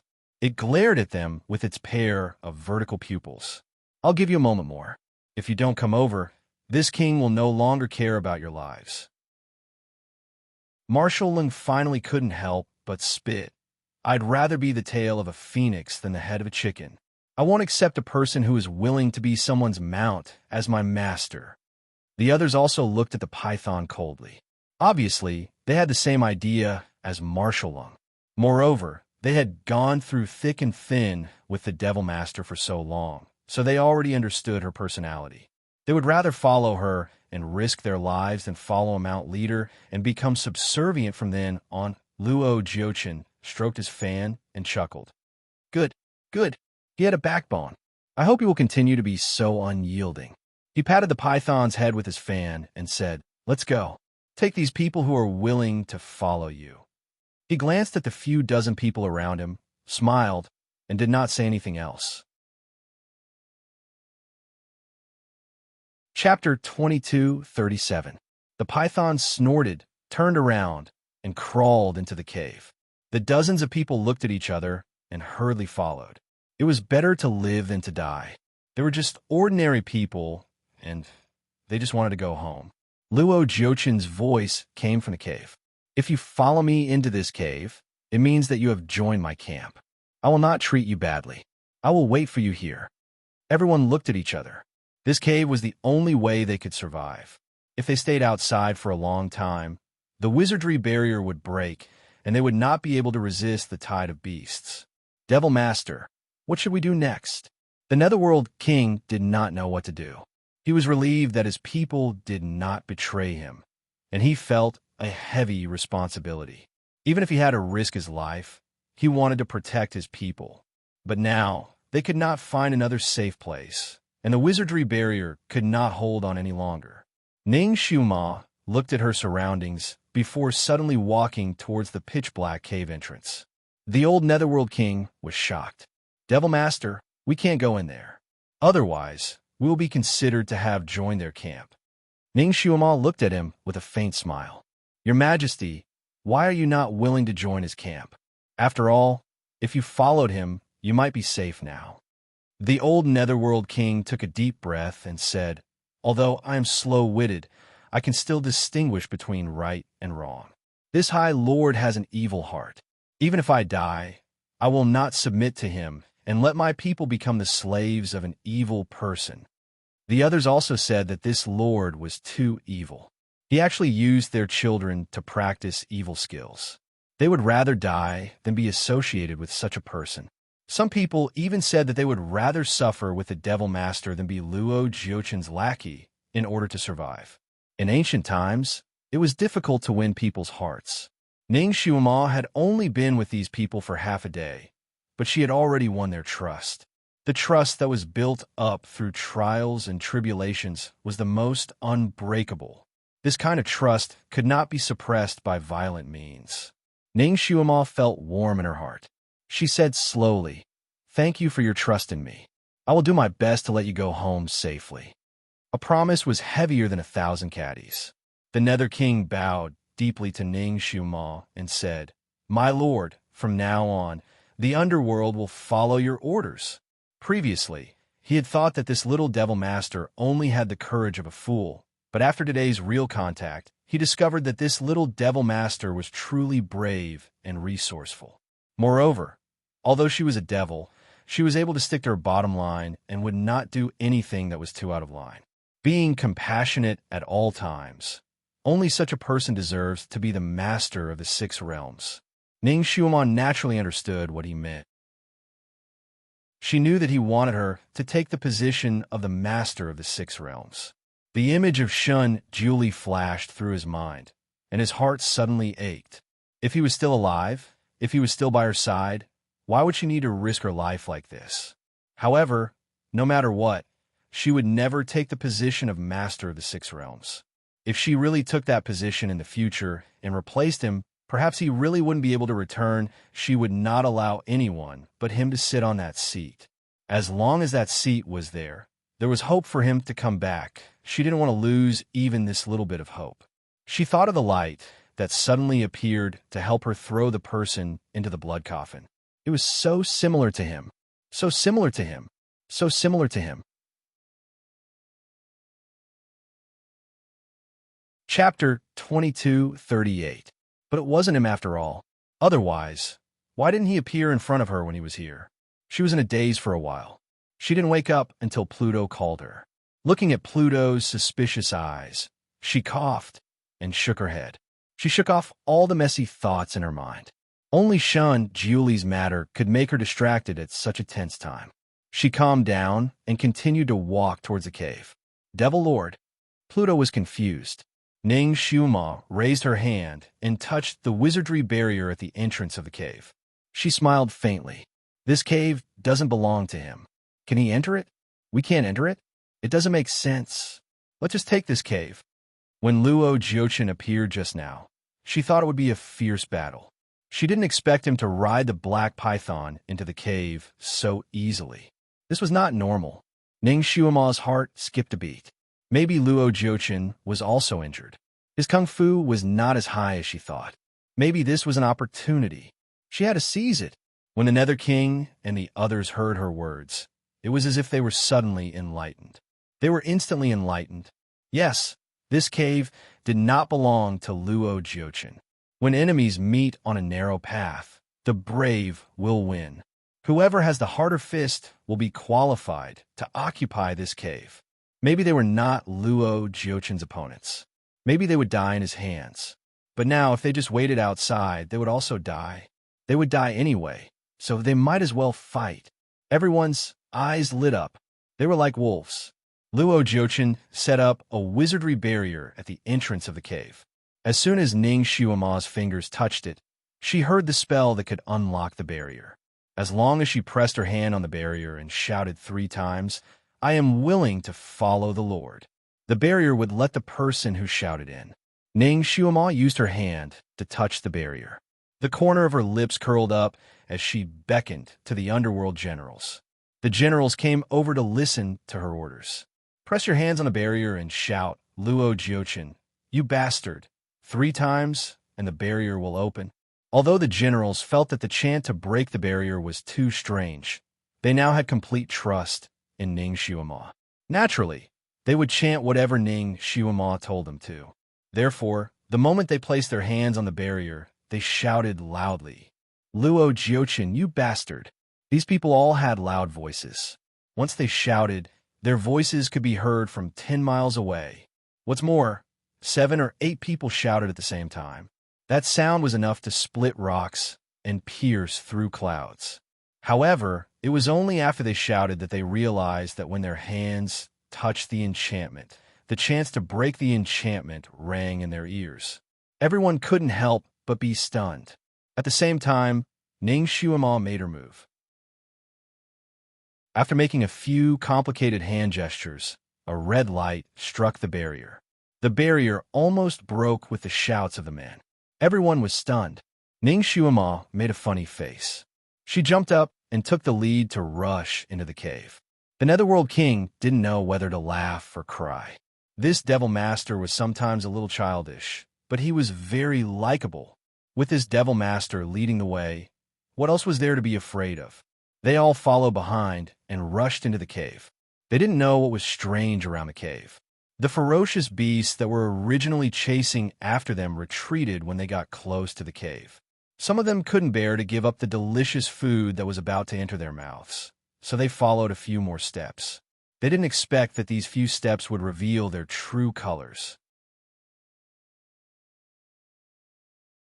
Chapter 2239. The rabbit that was as big as a leopard and the vole that was as big as a wild boar actually returned to their normal size in an instant and were killed by a few strong men. The cave was very deep, and the Nether King thought that he would be able to meet Luo Jiuchen here. However, he didn't expect that after walking in, he wouldn't find any trace of Luo Jiuchen and his unfilial son.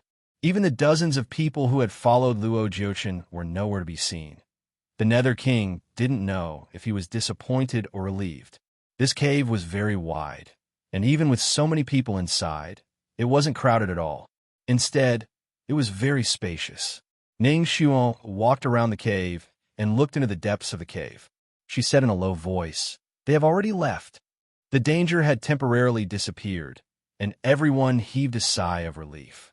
After running for so long, everyone was exhausted. The Nether King ordered everyone to sit down and rest. Everyone was eager to hear this order, and they sat down on the ground in a mess. Ning Xuema sat together with the Nether King and a group of high-ranking generals to discuss the next step.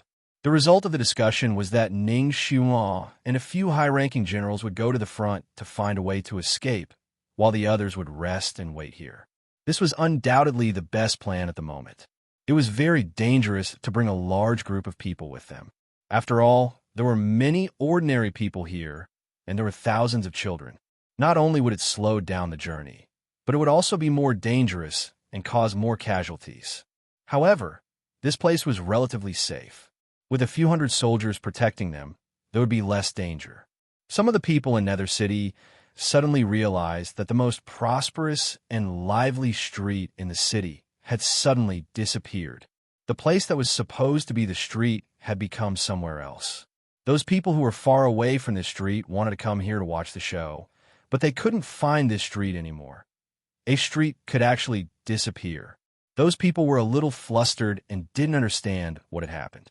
They were wandering around to search when a white light suddenly flashed in the crowd, and a white-robed youth appeared out of thin air. This youth wasn't tall, and his face was young. He looked to be about 12 or 13 years old, but his face was shockingly beautiful. There were many handsome men in the Netherworld, but compared to this youth, they were like dirt and pearls. This youth had clearly appeared silently, but the moment he appeared, he was like a ball of moonlight that attracted everyone's attention. This young man was naturally Shanjiuli. Originally, he had wanted to wait until he had fully recovered before coming to see Ning Xuan and fiercely pulling her into his arms to protect her. However, this sudden change forced him to give up on this plan. After recovering less than a third of his power, he came out. His positioning was very accurate. The place where he appeared should be at that street, But after landing, he found that it was far from the case. He had indeed landed on a street, but it wasn't the street with jade stones.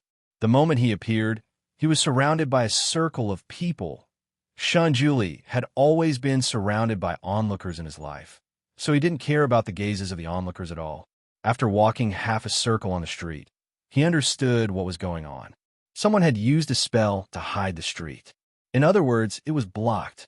Normal people would never be able to find that place again. Shunjuli pursed his lips slightly. He was naturally not a normal person. This kind of camouflage could not stop him. Thus, the citizens who were secretly watching saw a rather strange scene. Chapter 2240. That unbelievably beautiful young man in white made a hand gesture on the street and then disappeared into thin air. Disappeared. The curtains were fluttering in the wind, and the dust on the street was dancing in the wind. Cheap rouge, face powder, and all kinds of sundry goods filled the entire street. The wonton stall was still steaming, and the hot water in the pot was still boiling.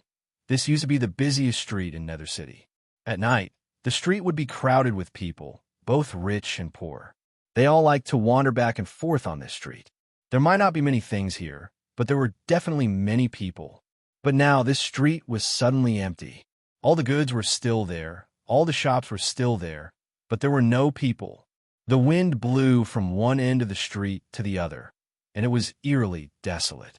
Nether City was huge, and there were hundreds of thousands of people in the city. Although this street was not long, there were usually 10 to 20,000 people moving around here. Now, all these people were gone. Silence. The street was eerily quiet, and no other sound could be heard. Shunjuli finally appeared on the street that had disappeared. He appeared near the shop that sold the white jade doll. The shop had collapsed, and there was only a pile of broken bricks and wood. The blood coffin was not far from the shop, and the lid of the coffin was still open. There were some blood stains at the bottom of the coffin. He stood in front of the coffin, and his fingers bent slightly to form a seal. A white light was emitted, and it went around the blood coffin. After a moment, he stopped and shook his head slightly. The souls of the people who fell into the blood coffin disappeared. His original plan of capturing a soul to interrogate had failed. He looked around, and his heart sank. Qian Kuan teleportation technique. And a misty chain soul-stealing array. That meant that someone had used the Qian Kuan teleportation technique to move all the people on this street into the misty chain soul-stealing array. No matter if it was setting up such a big array or using the Qian Kuan teleportation technique, it required a very high level of technique. And in the 6 realms, there were only 2 people who could use this technique. One was himself, and the other was Luo Jiuqin. Excluding himself, there was only one person who set up such a harmful array here, Luo Jiuqin. All of this was caused by this person. It seemed like he had been hiding in the crowd all this time. And then at the most critical moment, he activated the array formation and brought everyone in the street in. Who would have thought that after not seeing each other for tens of thousands of years, Luo Jiuqin had become so proficient in array formations? He was actually able to create such a complicated extermination array here. This was an extremely sinister and evil array. It could absorb the souls of all the people inside the array, causing them to be completely annihilated without leaving a corpse behind. Entering this array was equivalent to stepping on the steps of the Yama Palace. It was extremely difficult to turn back. Unless this array was completely destroyed, or the person who set up the array was merciful and automatically released the people trapped inside, there was no way to save them. If he wanted to break this array, he could only find the core of the array inside and break it. There was nothing he could do outside the array. What was worse was that once the person who set up the array came out, he could activate all the mechanisms in the array from outside, causing all the mechanisms in the array to explode at once. At that time, it would be a great purgatory inside, and no one would be able to find a safe place. They could only wait inside to be completely swallowed up by the array, and their souls would be condensed by the person who set up the array, becoming the source of an evil technique. Shunjuli was an expert in setting up arrays, so he naturally knew the dangers of this array. Chapter 22:41. Shun Juli was an expert in setting up arrays, so he naturally knew the dangers of this array. Although Ning Xiaomo was smart enough, she would not be able to break the array with her abilities, so he had to go in to save her. But if Luo Jiuchen escaped and activated the array while he went in to save her, then both he and Ning Xiaomo would die inside, and the chances of them escaping would be almost zero. He closed his eyes slightly and opened them again. It did not matter. He did not believe that he could bear the pain of losing her again. So they would live together, and they would die together. He wanted to find her and be with her. He did not want to leave her alone to suffer the pain of losing him. His gaze swept over the surrounding shops inch by inch, and his figure was like the wind returning to the snow, patrolling the entire street. If he wanted to enter this array, he had to find the hidden array door. The array door was very small, and a bathtub could be this kind of array door, but it was hidden so well that it could not be found easily. To find such an array door among the countless shops on this long street was like looking for a needle in a haystack. Even Shun Juli, who had the ability to defy nature, would have to spend a lot of effort to find it. Fortunately, Shun Juli was extremely smart and had a strong sixth sense when it came to Ning Xiaomo, so he only circled the street twice before he found the arrayed door in a bathhouse that was not much bigger than a mouse hole. He looked at the arrayed door for a moment, and after confirming that there was no mistake, he threw a talisman at it. "My lord, are we just going to let them have the cave?" The black python's tone was somewhat unwilling. "Ha! After all, they're your subjects and your father, aren't they?" Luo Jiuchen, who was on the black python's back, chuckled lightly, and one could not tell whether he was happy or angry from his laughter. The cave was unfathomably deep, and wherever the black python's scales went, there was a rustling sound, like a silkworm chewing on mulberry leaves, which made one's hair stand on end. The dozens of people who had surrendered hurriedly followed behind the black python. After a while, these people were even more exhausted, and one of them could not help but ask, "Your Majesty, my lord, are we going back?" Black Python didn't speak. Luo Jiuchen's voice was gentle. "Yes, I'll send you home now." There was the sound of water flowing in front of them. Those people were in a hurry and were very thirsty. When they heard the sound of water, they were overjoyed and followed the sound. The black python opened its mouth as if to say something, but Luo Jiuchen, who was on its back, gently tapped it with his foot, and it closed its mouth. Sure enough, those people found a small stream. The water was clear and cold to the touch. Everyone cheered and rushed to the stream. They squatted down and scooped up the water to drink. One of them was more cautious. Before drinking, he asked, "My lord, is this water drinkable?" Luo Jiuchen's voice was faint. "Yes, this water is called honey fantasy. It tastes sweet and makes people want to drink more." His words put everyone at ease, and they all fetched water to drink. This water was indeed extremely sweet, and it indeed made people want to drink more after drinking it, endlessly drinking it. Everyone drank until their stomachs bulged, but they still couldn't drink enough. After drinking a mouthful, it was as if they were addicted and couldn't stop their desire to drink more. Some of them simply lay in the stream and drank like a cow. Some people finally realized that something was wrong while drinking the water. They wanted to stop and get up, but they couldn't. The water that entered their stomachs seemed to be melting their whole body. Then they realized in horror that they were indeed melting. Chapter 22:42. After a while, the dozens of people who were drinking water were gone. Their bodies turned into water and flowed into the stream. Not even their bones were left. The black python looked in the direction of the stream with pity in its eyes. Luo Jiuchen patted its head. "It's just a few dozen people. You feel sorry for them?" The black python's voice was stiff. "There are subjects after all." Luo Jiuchen chuckled. "Idiot, do you think they're really loyal to you now? They just want to borrow your strength to go home. If you really take them in as your subordinates, they'll betray you faster than anyone else once you're in trouble." He flew down and stood by the stream. His fingers drew in the air, and a moment later, dozens of transparent souls were pulled out of the water. The black python watched helplessly as the souls of its subjects were rolled into a ball by this elegant High Lord, and then swallowed like a pill. During this time, it could hear the wails and screams of the souls as they were squeezed. Its body trembled slightly, but it didn't dare to make a sound. Luo Jiuchen finished the soul ball and sighed. So little. It's not enough to fill the gaps between my teeth. I'm so hungry. His eyes turned to the black python. The black python stiffened under his gaze. Lord, Lord? Luo Jiuchen walked over slowly and patted its head. Don't be afraid. As long as you're loyal to me, I won't treat you badly. I'll still support you to be the lord of the underworld. The black python lowered its head. Thank you. Its body trembled slightly. Luo Jiuchen smiled and seemed to think of something. A green pill appeared in his palm, and he gently fed it to the black python. Is your injury hurting again? Here, this is the antidote. The black python hurriedly swallowed it. A moment later, its trembling body finally returned to normal. Its eyes were filled with resentment. Lord, will all the people who came in this time die? Luo Jiuchen corrected it. You and I won't die. He smiled leisurely. Do you feel sorry for your father and your subjects?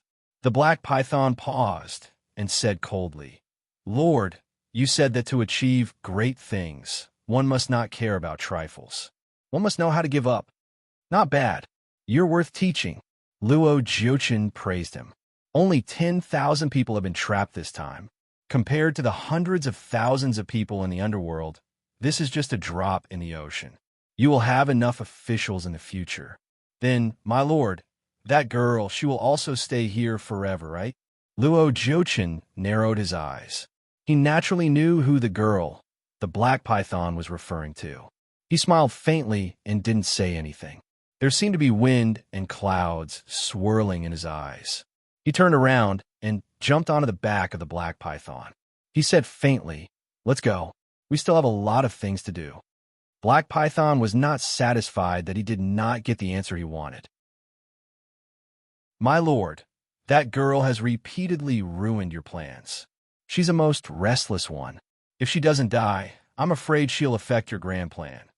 Luo Jiuchen kicked it with the tip of his foot. There was still a smile in his voice, but his words were icy. Do you think you have a right to interfere in my affairs? The black python's bones were about to be broken by his kick. Its scales were trembling. Although it was unwilling, it did not dare to say anything. It could only continue to crawl forward with him on its back. Luo Jiuchen waved his fan and looked forward. There was a smile on his lips, and there seemed to be waves of light flowing in his eyes. Chapter 2243. No one could guess what he was thinking. Perhaps even he didn't understand it. Did he love little Xiuma now? Or was it an obsession because he couldn't get what he wanted? This time, he would force her into a corner and make her give in to him. Little Xiuma, you are mine. I was clearly the one who met you first. That person was born with everything. He could get whatever he wanted. As a sub-god, he couldn't get anything. Power, women, and the worship of the 6 realms.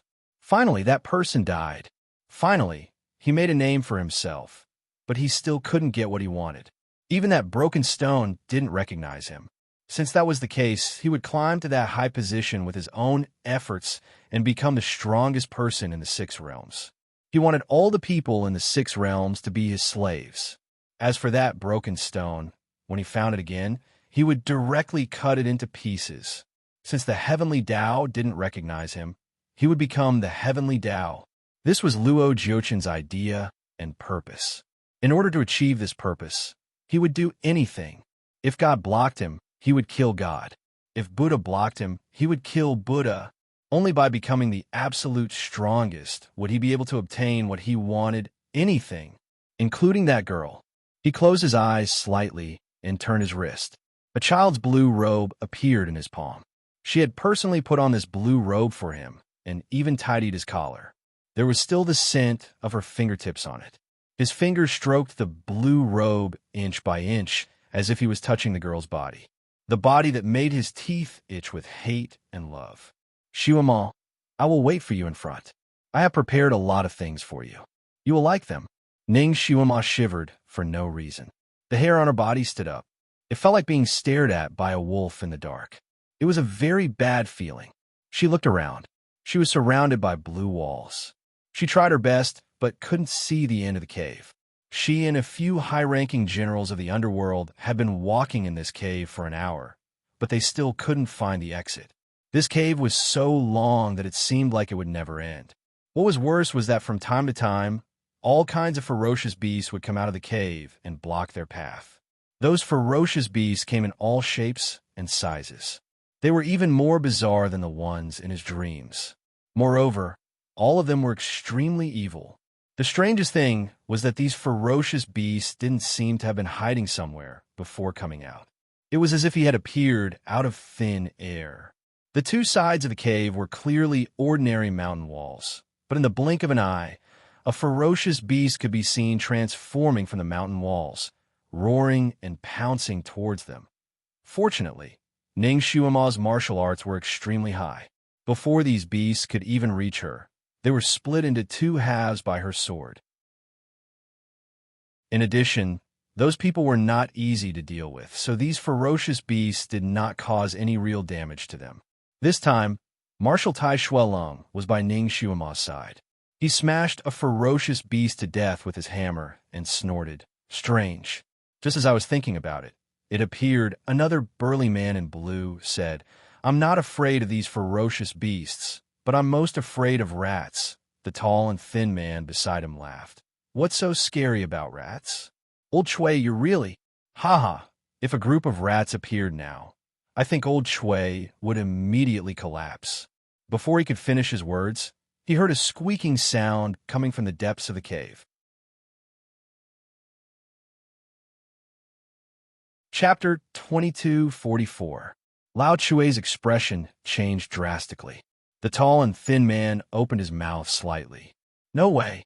What we fear is coming." Countless small red eyes appeared in the darkness, as dense as the stars in the sky. Lao Chue's scalp went numb. Rats. Yes, rats, and a large group of rats. It was unknown how many thousands of them were running towards them. "Help!" Lao Chue screamed. His tone had changed. He wanted to find a place to hide, but the cave was extremely flat. He couldn't even find a tall stone. Ning Shuama's heart skipped a beat. She finally knew what the problem was. The monsters in the cave are all from your imagination. The more you fear, the more likely it is to come. Stop thinking nonsense. As she spoke, she tried to imagine a cat eating a rat. She thought that a large group of cats would appear, but she didn't expect that she couldn't even find a cat hair.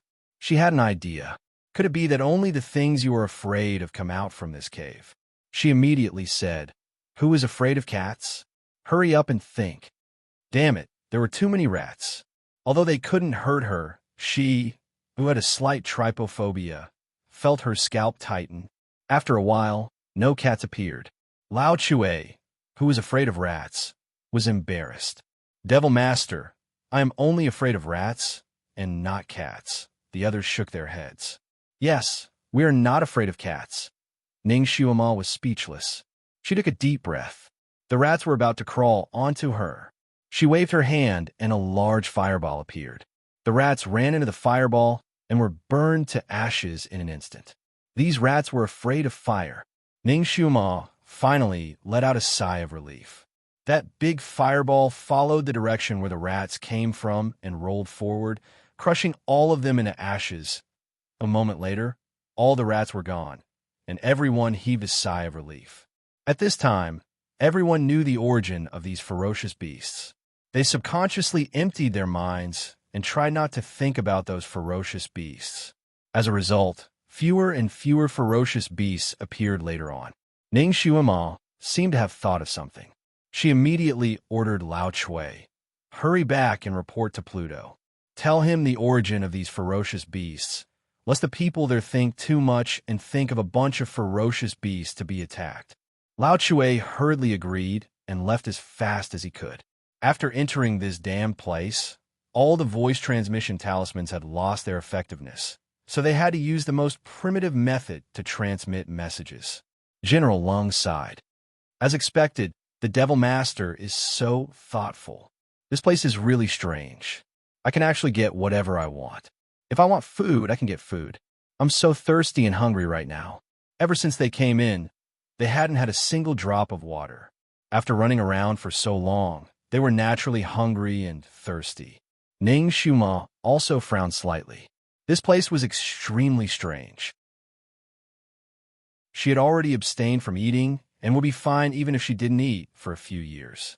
But at this moment, she actually felt hungry and thirsty. His stomach was twitching, and it was a little painful. If she was like this, what about the others? It seemed that she had to quickly find the array core and break this array. Otherwise, these people would die of thirst and hunger, even if they weren't killed by the ferocious beasts here. But where was the array core? She was considered to be experienced and knowledgeable, but this was the first time she had seen this array. Luo Jiochin, that bastard, was really something. He could actually set up such an abnormal and high-level evil array. Chapter 2245.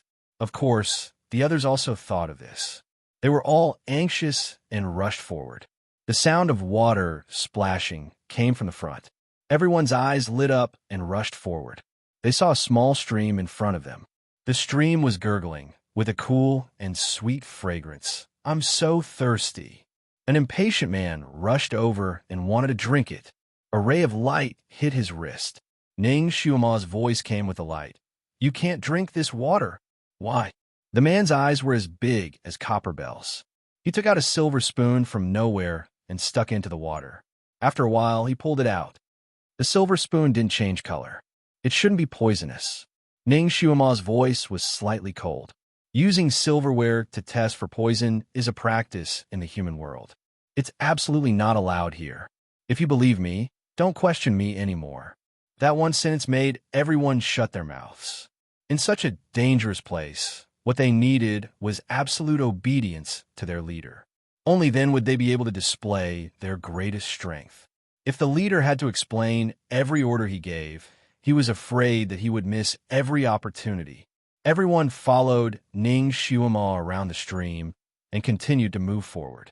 The stream was indeed not poisonous. However, Ning Xiuma had a very strong sixth sense the moment she saw the stream. She felt that the water must not be drunk. Her sixth sense had always been very sharp. It had saved her life several times. This time was no exception. They ran forward for a while, and a little light appeared in front of them. Could it be the exit of the cave? Everyone's spirits were lifted, and they ran even faster. The sun in the sky was pale like a silhouette. All the mountain peaks were covered in a thick layer of white snow.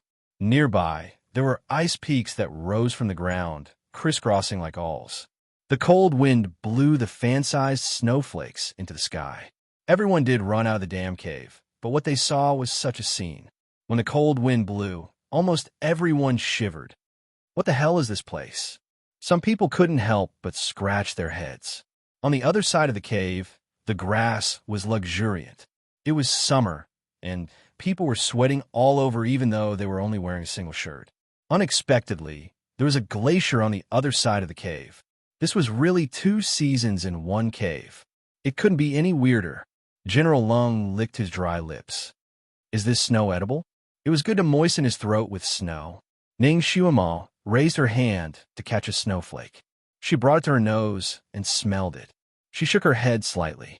It's the same as the stream water. You can't eat it. She was thirsty too, but she didn't want to lose her life here. Little Xiuma, in the end, you still chased after me. Have you finally thought it through and decided to submit to me? A voice came from the mountain peak not far away.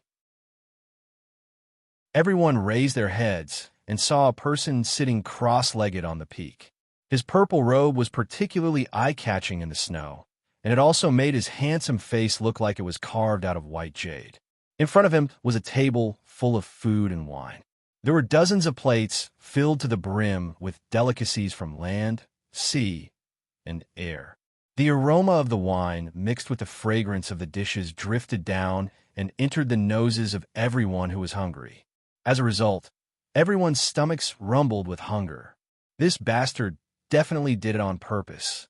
He wanted to use this to break down their defenses. The mountain peak was not very high, only about 100 feet high. Therefore, Ning Xiuma and the others could clearly see Luo Jiuchen's expression and the table full of food and wine.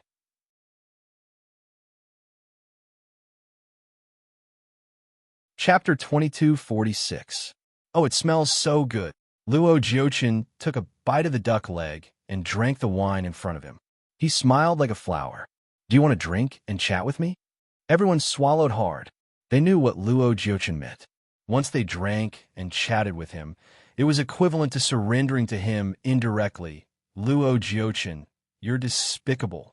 Even if we die of thirst or hunger, we won't give in to you. That's right. You better get rid of that idea of yours. Among the people who followed Ning Xiuma, although there was no lack of uncouth men, they were all hot-blooded men. They were unyielding and would rather die than eat food given to them. Luo Jiuchen wasn't angry. He even clapped his hands and gave everyone a thumbs up. Good. You're ambitious. I hope you'll always be so ambitious. He licked his cherry-red lips. Actually, I like to eat the flesh of ambitious people. It must be more delicious than others. Everyone felt a chill in their hearts. One of them shouted, "What about the people who left with you?" Luo Jiuchen turned to look at him and didn't answer directly. Did you see a cool stream when you came? So what if I did? Luo Jiuchen smiled. Nothing much. The people you care about are now in the stream and have become part of the water in the stream. Some people still didn't believe him. Nonsense. We didn't see their bodies at all.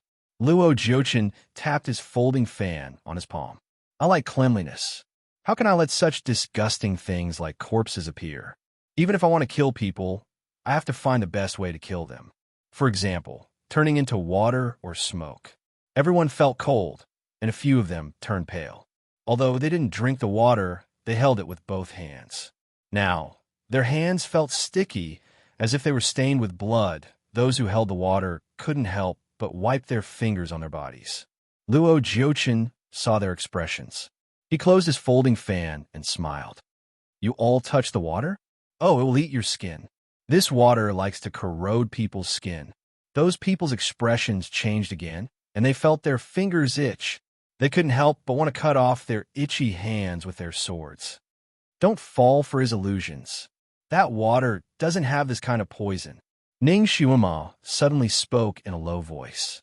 His clear voice was like an icy spring, causing those who had almost been hit to wake up in an instant. They looked at the swords that had been drawn and shuddered. This Luo Jiuchen was indeed very capable. With just a few words, he had almost hooked them into a nightmare and made them do as he wished. Ning Xiuma raised her hand, and a faint blue light swept across everyone's palms. These people felt as if their palms had been thoroughly washed by water and finally returned to normal. Ha! Little Xiuma, you are indeed very capable. You were actually able to see through my technique. What a pity. Unfortunately, I was only one step away from taking their hands to go with the wine. Everyone looked at their own hands, then looked at Ning Xiuma. Their eyes were filled with admiration and joy. If it weren't for the Devil Lord, all the people trapped in the underworld would have been annihilated. This Luo Jiuchen was even more cunning than a fox. There were traps everywhere. There were ambushes everywhere. If they weren't careful, they would be wiped out.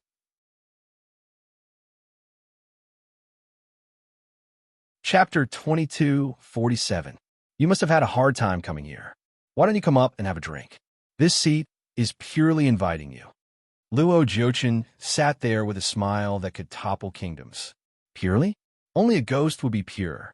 Everyone was about to refuse loudly when Ning Xiuma suddenly raised her eyebrows and answered crisply. Okay. Her figure flashed, and she pounced toward the mountain peak. She obviously wasn't going to drink. She was going to kill. The sky regicide in her hand drew a beautiful and cruel arc in the air as it swept toward Luo Jiuchen. Aya, so powerful.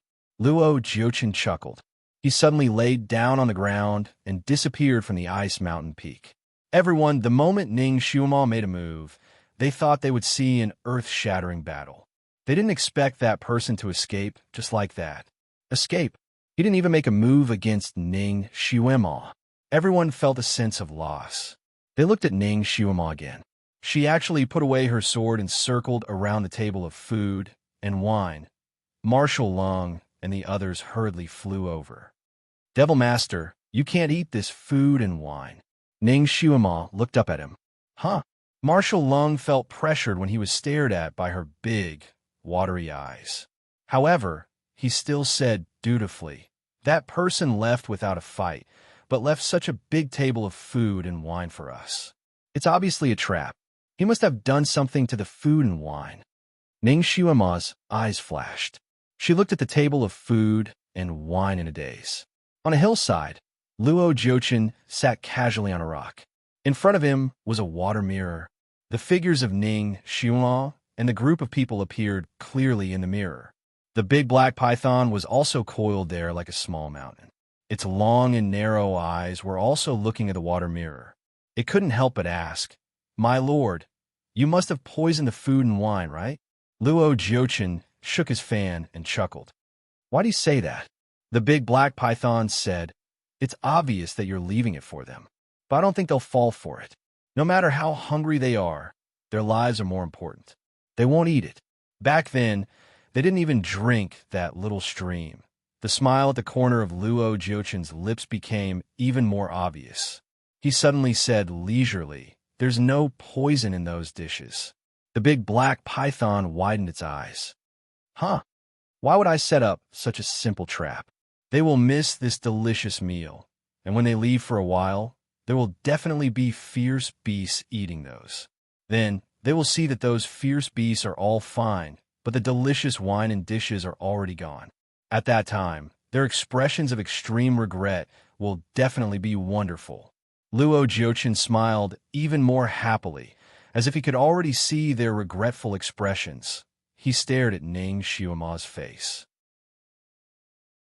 Her little face was a little weathered, and her lips, which used to be like rose petals, were now a little dry, like petals that had lost their moisture. This girl was like a rose full of thorns. If he wanted to pluck her, he had to remove the thorns all over her body.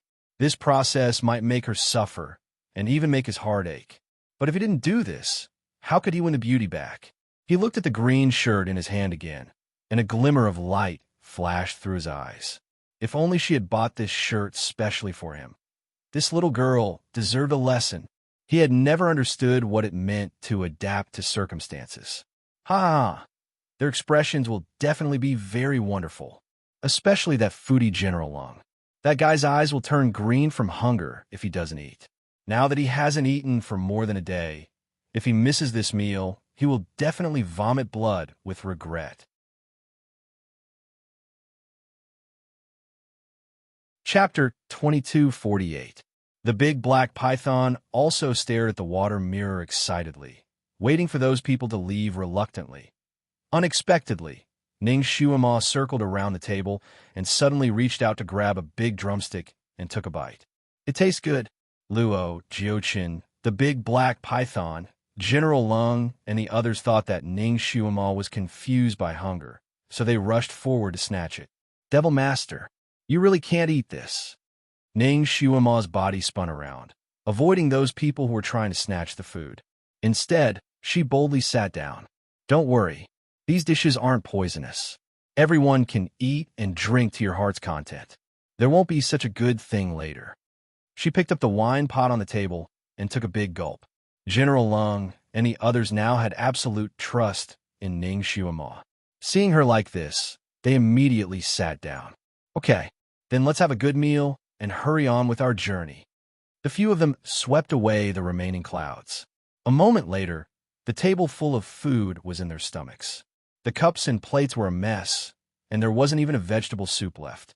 General Lung burped contentedly, his face full of admiration. Devil Master, how do you know that the food is not poisonous? Ning Xiuma smiled. Have you ever heard of the saying, the real is the fake, and the fake is the real? He probably wanted to see us regret missing out on this meal. Unfortunately, he didn't expect us to really eat it. Right now, he must be hiding in some corner, peeking at us and vomiting blood in anger. Another general felt very comfortable. Ning Shuama smiled and stood up. She picked up a plate. Come, on the account that he painstakingly prepared such a table of food for us. Let's thank him. With a shake of her hand, the plate flew out and fell on a stone. Luo Jiochin, thank you. The others followed suit and smashed all the plates and cups on the table into pieces. Every time they smashed something, they would say thank you. Each word was louder and louder than the last. The big black python couldn't help but look at Luo Jiochin beside it. The smile on his lips had long disappeared, and his handsome face was a little pale. The fan in his hand was crushed by him. Killing intent seeped out of his body, causing the scales on the large black python to almost stand on end. It quietly moved back, then moved again, for fear of touching the tail of his typhoon. Luo Jiochin laughed again. She's getting smarter and smarter now, crafty like a little fox. Don't worry, there's still many good things waiting for her. No matter how crafty the little fox is, she can't escape from the hunter's palm. The big black python watched as Ning Shuama and the others smashed their plates and began to walk deeper into the valley. It was a little puzzled. Where are they going? She doesn't think that the exit is on that peak, does she? Luo Jiochin looked at the direction Ning Shuama and the others were heading and frowned slightly. Although this formation of his was incomparably complicated, it was still inseparable from the basic principles. It was still inseparable from the arrangement of the 5 elements. There was an array core on the highest peak of the snowy mountain. Could it be that the little girl had already seen through the layout of this grand array? Impossible, right? He had studied this grand array for many years and had never used it before. Moreover, it didn't conform to the layout of ordinary arrays at all. The more proficient one was at setting up arrays, the easier it was to walk into a dead end inside. Luo Jiochin had suffered a lot from Shun Juli's arrays in his life. Gradually, he had become an array master. This grand array was actually specially designed to deal with Shun Juli. Now, to deal with Ning Shuama and the others, he felt that using a sledgehammer to crack a nut was an overkill.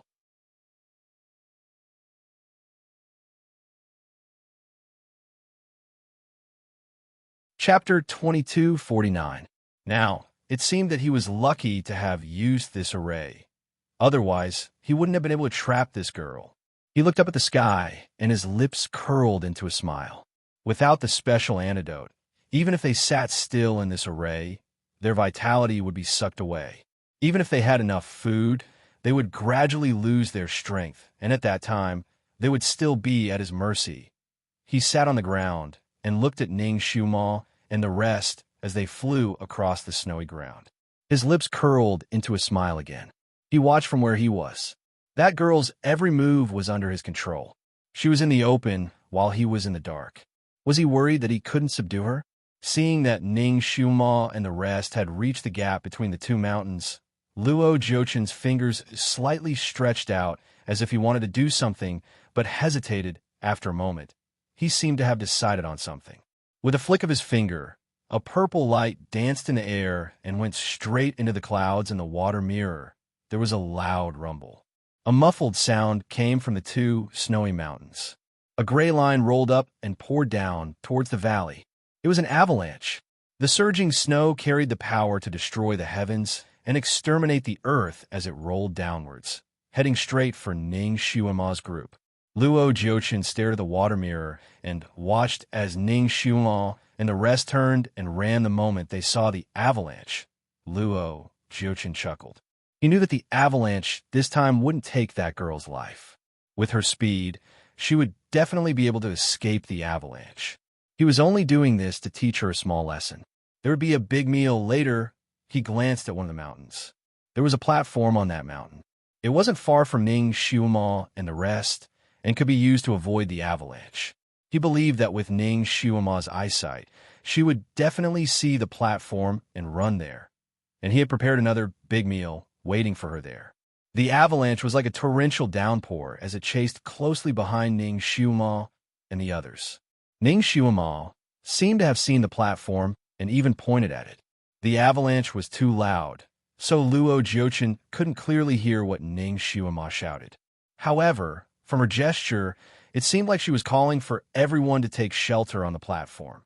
However, a sudden change occurred in an instant.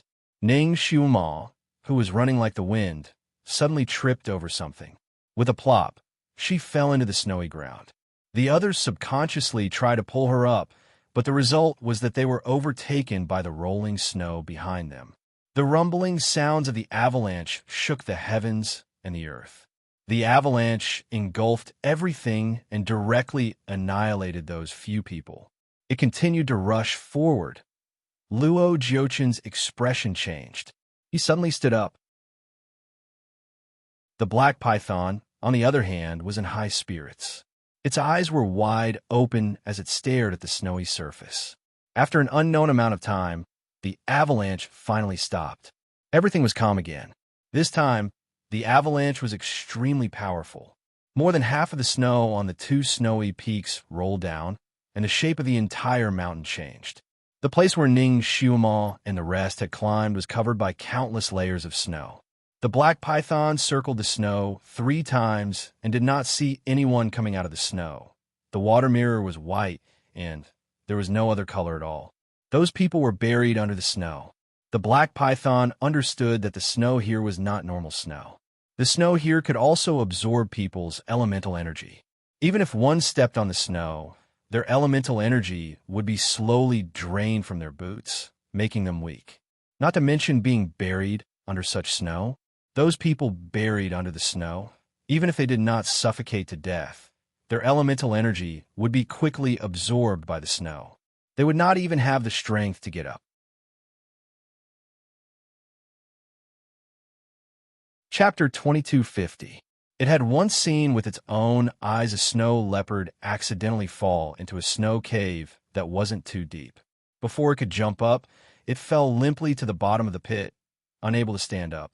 In the end, it became as soft as cotton and didn't even have the strength to breathe. In less than an hour, it was completely dead. If it hadn't taken the antidote Luo Jiochen gave it in advance, it would have been exhausted after crawling in the snow. In this array, although Ning Xiumao and the others still had their skills, they couldn't use half of their strength and couldn't use many spells. Now that they were buried by the avalanche, how could they survive? My lord, they actually died here.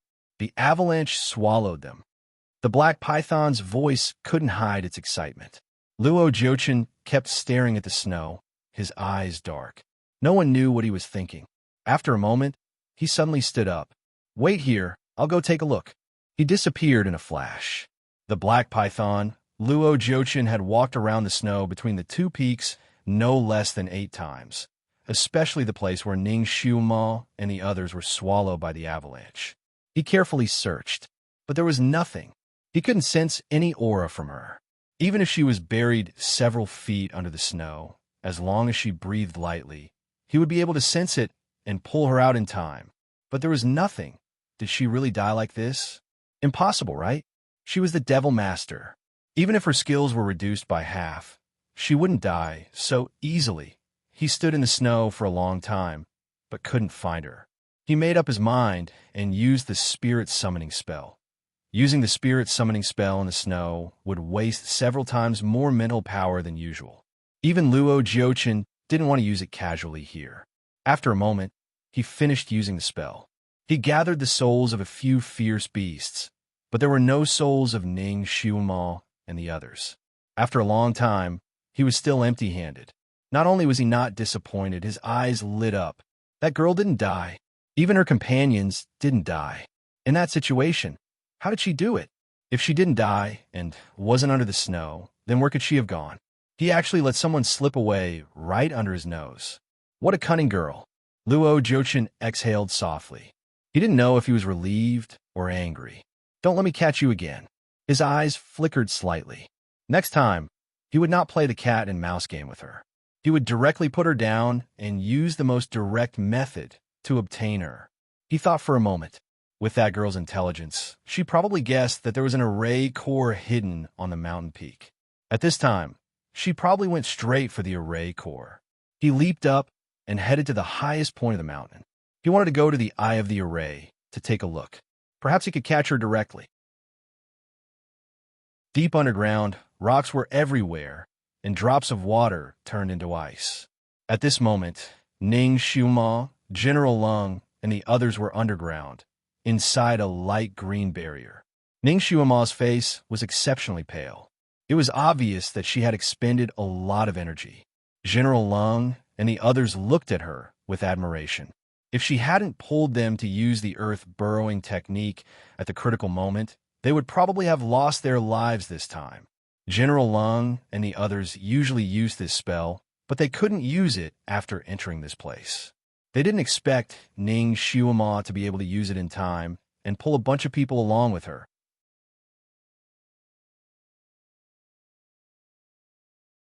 Chapter 2251. In particular, the wizardry barrier she set up to drag them underground was like a rock, and all their breaths were blocked.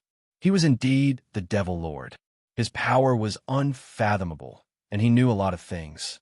Devil Lord, we could have run to the top of the mountain to hide just now. Why do we waste so much energy to hide underground? Someone finally couldn't suppress the doubts in his heart and asked.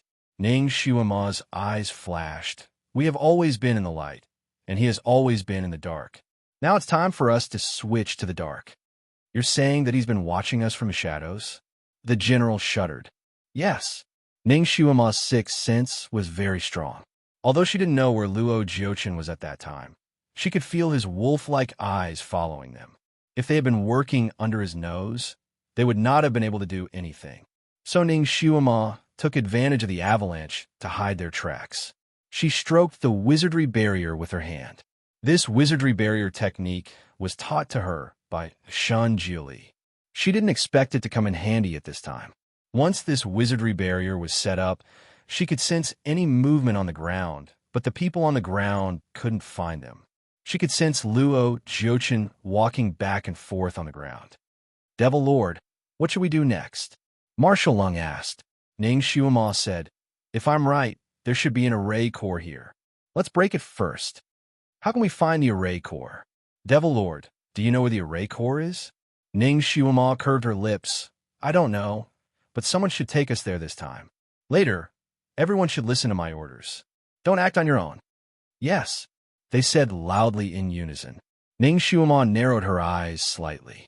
Luo Jiuchen, you may be better than me in terms of power, but in terms of scheming, I'm afraid you can't compare with an agent. She manipulated the wizardry barrier and led a group of people to walk silently underground, always sensing Luo Jiuchen's track on the ground. This time, she was in the dark, and he was in the light. The mountainside of the highest peak of the ice peak was also lined with ice towers. It was a typical glacial climate. Luo Jiuchen flew to this place and turned left and right among the ice towers. Finally, he stopped in front of an extremely inconspicuous ice tower. He raised his hand and pushed with a spell. The ice tower silently moved aside, revealing an ice cave below. He flew down. The ice cave was extremely deep and wide, and there were many twists and turns inside. He obviously knew the path, and he didn't hesitate when he stepped onto the fork. A moment later, he finally arrived at an ice hall.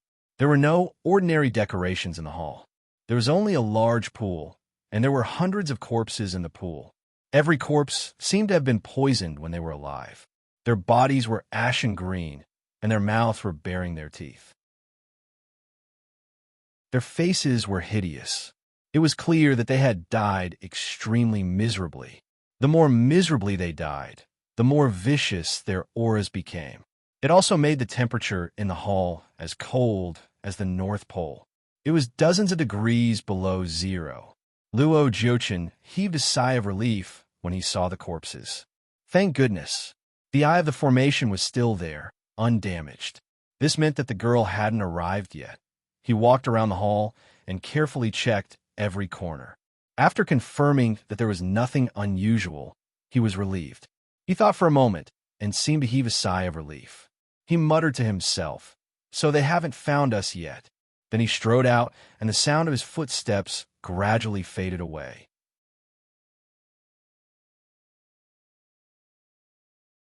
Chapter 2252.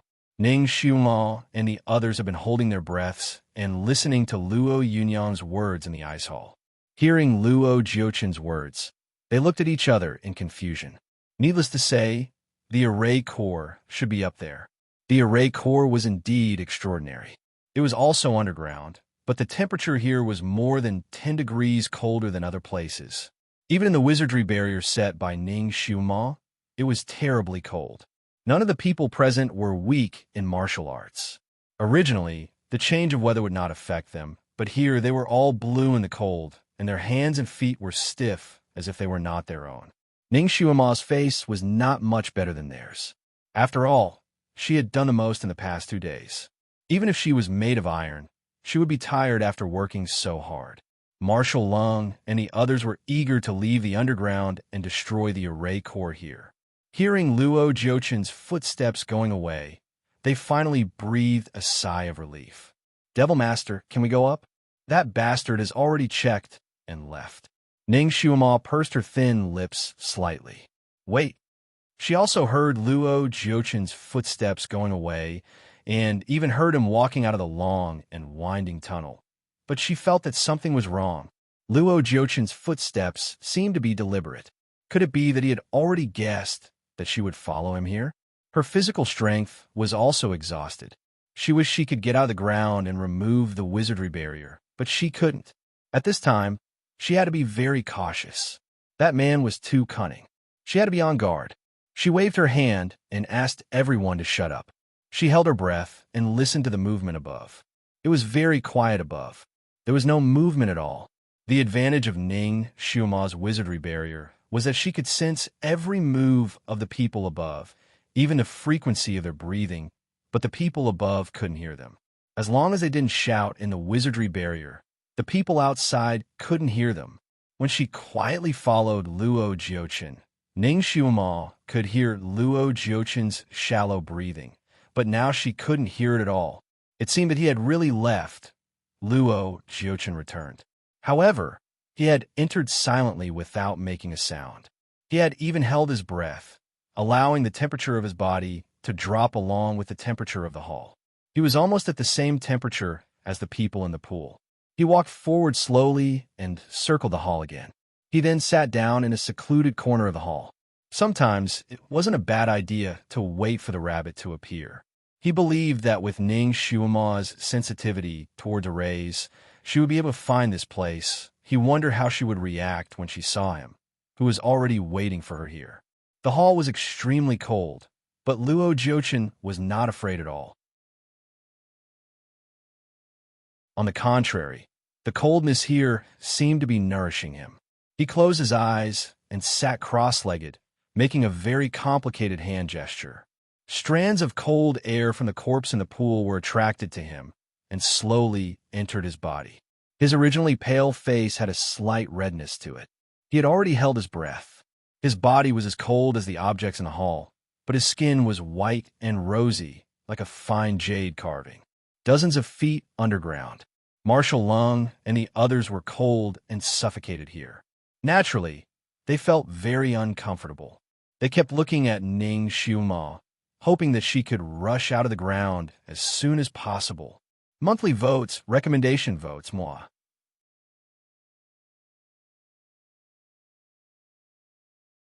Chapter 2253. After waiting for about an hour, there was still no movement from above. Marshal Ling finally couldn't help saying in a low voice, "Devil Master, that guy must have left. Otherwise, he wouldn't have stayed quiet for so long. We clearly heard that he had gone out just now. Now is a good opportunity. If we miss this opportunity, I'm afraid that he will come back again. At that time, I'm afraid that there will be a lot of changes. Yes, Devil Master, it's now or never. You'd better make a decision as soon as possible. It doesn't matter even if we meet this guy. His kung fu doesn't seem to be as good as we thought. We may be able to fight him together. This array must be broken as soon as possible. It's been almost 2 days. I'm afraid that those who are still waiting in the cave can't wait." Ning Xiuma sighed softly. She listened carefully again. Indeed, there was no movement from above. It was like a dead land. She was about to say, "Let's go up." Suddenly, the surrounding rocks shook as if there was an earthquake. The rocks intertwined, and Ning Xiuma and the others, who were unprepared, almost fell down. Ning Xiuma hurriedly stabilized the enchantment that was almost broken. What was going on? Was it an earthquake? Before she finished thinking, she heard a sudden sound from above. Luo Jiuchen cursed in a low voice. Damn it. That girl actually used a diversion tactic to destroy the formation core on the west side of this seat. The breeze was blowing, and Luo Jiuchen's footsteps were light and hurried. He rushed out of the hall and went away again. Ning Xuan, it turned out that Luo Jiuchen was really waiting here. Marshal Lung and the others were also shocked and broke out in a cold sweat. If they had rushed up blindly just now, they would have met Luo Jiuchen on a narrow path. How could that bastard be silent for so long? This time, Ning Xiuma didn't delay any longer. She manipulated the enchantment to go up directly. Finally, they came out of the ground and found themselves in a large dark blue ice hall. They shivered as soon as they came up. It was so fucking cold. The moment they ascended, the enchantment that Ning Xiuma controlled also broke. She had used up too much of her strength and mind power, and she was seeing stars. Her body swayed slightly, and her hand subconsciously reached out to hold on to a stone pillar beside her. However, she quickly withdrew her hand with a hiss. It was too cold. Her hand almost froze off a layer of her skin. A young general standing beside her saw that her body was slightly swaying and her expression was not good. His heart skipped a beat. Ning Xiulan had always appeared as the Devil Master. To these people, she was an aloof and remote deity that they had to lower their heads to whenever they saw her. Everyone here revered her and treated her as their protective amulet. Now that they saw her like this, they remembered that she was actually just a little girl. Although Ning Xiuma already had a son, no matter if it was her appearance or her figure, she still looked like a 16 or 17-year-old girl. Her face was young and tender, and her pair of big watery eyes were full of life. When she smiled, there were 2 dimples on her cheeks, making people want to protect her. Now that he saw her pale face, the young general suddenly had a man's desire to protect her. He raised his hand and wanted to help her. Devil Lord, are you okay? Before his fingers touched Ning Xiuma's arm, she had quietly stepped back half a step. The young general didn't catch her. Ning Xiuma glanced at him. It was just a casual glance, but the young general felt as if there was an ice stream washing him from head to toe. He quickly stepped back and finally remembered that she was the Devil Lord.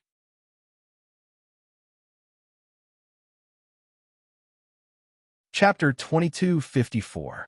The general's heart trembled, and he stuttered, I just saw that you don't look well. He really didn't mean any harm. He just wanted to help her. Ning Xiumal waved her hand and said, I'm fine. Then, she bypassed him and continued walking forward. She naturally knew that the general didn't have any improper thoughts. She just didn't know why she didn't want to have any physical contact with other men. It was as if she was subconsciously protecting that person. Realizing this, she smiled bitterly in her heart. It turned out that when you really love someone to the extreme, you would hate to be touched by anyone other than that person.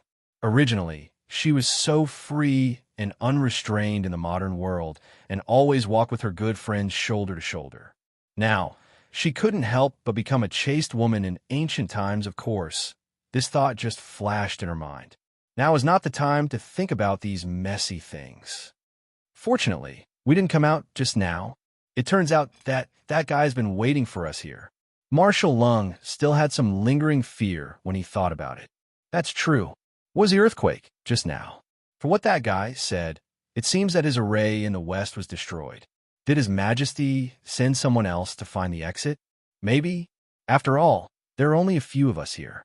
There can't be a third party. Ning Xiuma said in a low voice, It's not one of us. All eyes were on her, waiting for her to continue. Ning Xiuma was walking around the pool. She stared at the corpses in the pool and said, To destroy the array core here, the person who did it would need to be at least at heaven rank level 8. It must be the same for the other array cores. Everyone was speechless.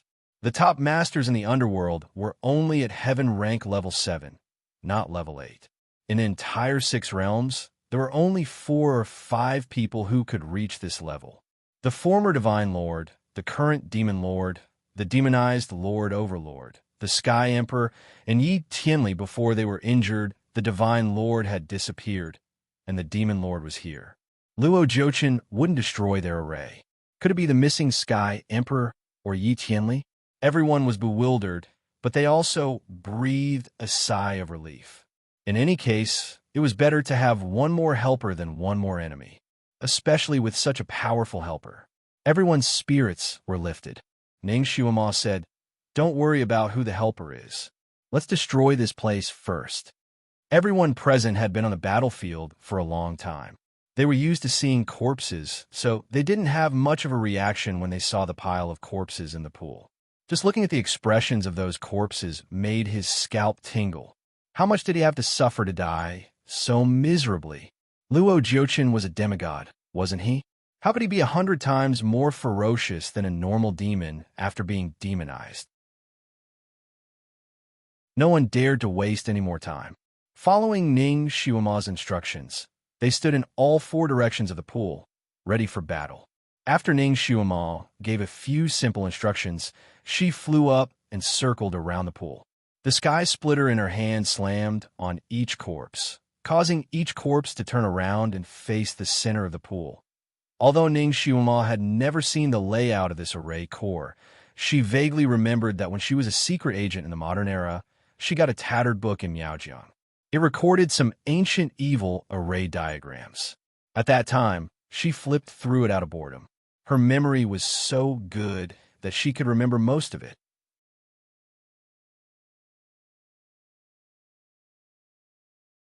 Chapter 2255.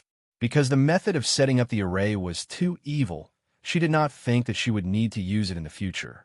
She threw it in the deepest part of her mind and almost forgot about it. Now that she saw the layout here, she dug it out again. The corpses in the eye of the array should be the experts of the 6 realms when they were alive. They used a special method to make their bodies as cold as ice, and the resentment of their souls formed this ice and snow array. Fortunately, the book also mentioned the method to break this array. When she read it, she thought that it was nonsense, but now it seemed to be true, so she tried her best to give it a try. After she turned all the corpses around, she drew a talisman in her palm and slapped it on the tallest corpse in the middle of the pool. The corpse sank into the ground, but a terrifying rumbling sound came from the ground. The ground under their feet was shaking as if there was a strong earthquake. The few people standing in the 4 corners were almost shaken to the point of falling into the pool. They hurriedly took up stakes to steady themselves, and couldn't help but look at each other in dismay. This rumbling sound was very similar to the one they had heard underground. It seemed that someone really destroyed the array in other places in advance. Damn it! The strong tremor just now alarmed Luo Jiuqian, which made him leave. Now there was another tremor here. Would Luo Jiuqian come back? A moment later, they no longer had the time to think about those messy things, because following this sound, a thick white jade pillar rose up from the pool. With the rise of the white jade pillar, all the corpses in the pool were resurrected. Luo Jiuqian was flying and was about to rush to the west where the strange sound came from. Suddenly, he heard a rumbling sound from the north. His feet suddenly stopped moving. How could there be people on both sides breaking the array at the same time? The only person who had the ability to break the array should be Ning Xuema alone. Could it be that when he started the array, someone else came in? He quickly went through the people in his mind and suddenly clenched his hands. Yi Tianli. It must be that bastard Yi Tianli. If he had known, he would have found that person and killed him in advance, so as not to ruin his plan. Luo Jiuqian stood in place for a moment, then suddenly let out a long howl, as if he had awakened something or summoned something. Only then did he continue to fly towards the west side of the formation. Under normal circumstances, when the formation I was destroyed, a ferocious beast guarding the formation I would appear. These ferocious beasts were all ancient ferocious beasts and were extremely powerful. In addition to the resurrection of those ferocious corpses, in order to truly break the eye of the formation, he needed to completely purify the ferocious corpses and kill the ferocious beasts. It was not easy to do all this. It would be impossible to do it without 6 to 4 hours. Therefore, he decided to first deal with the formation breaker in the west and then go to the north to take a look. Of course, just to be on the safe side, he had summoned the black python and another helper to the north to stop those formation breakers. Luo Jiuchen's eyes flashed. If it was Ning Xiuma and the others in the west, it would be fine. But if it was Yi Qianli, he would use the cruelest method to kill this person and then turn him into the most powerful corpse to become his right-hand man and help him conquer the 6 realms. After a quarter of an hour, he finally reached the formation eye in the west. Then, he stood there as if he had been struck by lightning. The west side was the formation eye of the metal attribute. Everything here was golden. Even those ferocious corpses were killed by a special kind of mercury. Their bodies were covered with golden scales, and they were not afraid of any magical weapons. You're tuning into the Dreamy Chapters YouTube channel. We're so grateful for your support, and don't forget to subscribe to join us on this incredible journey through captivating stories. Your generosity through donations truly makes a world of difference, as it's the primary source of revenue that allows me to expand and enhance this channel for you. Thank you from the bottom of my heart for being a part of this adventure.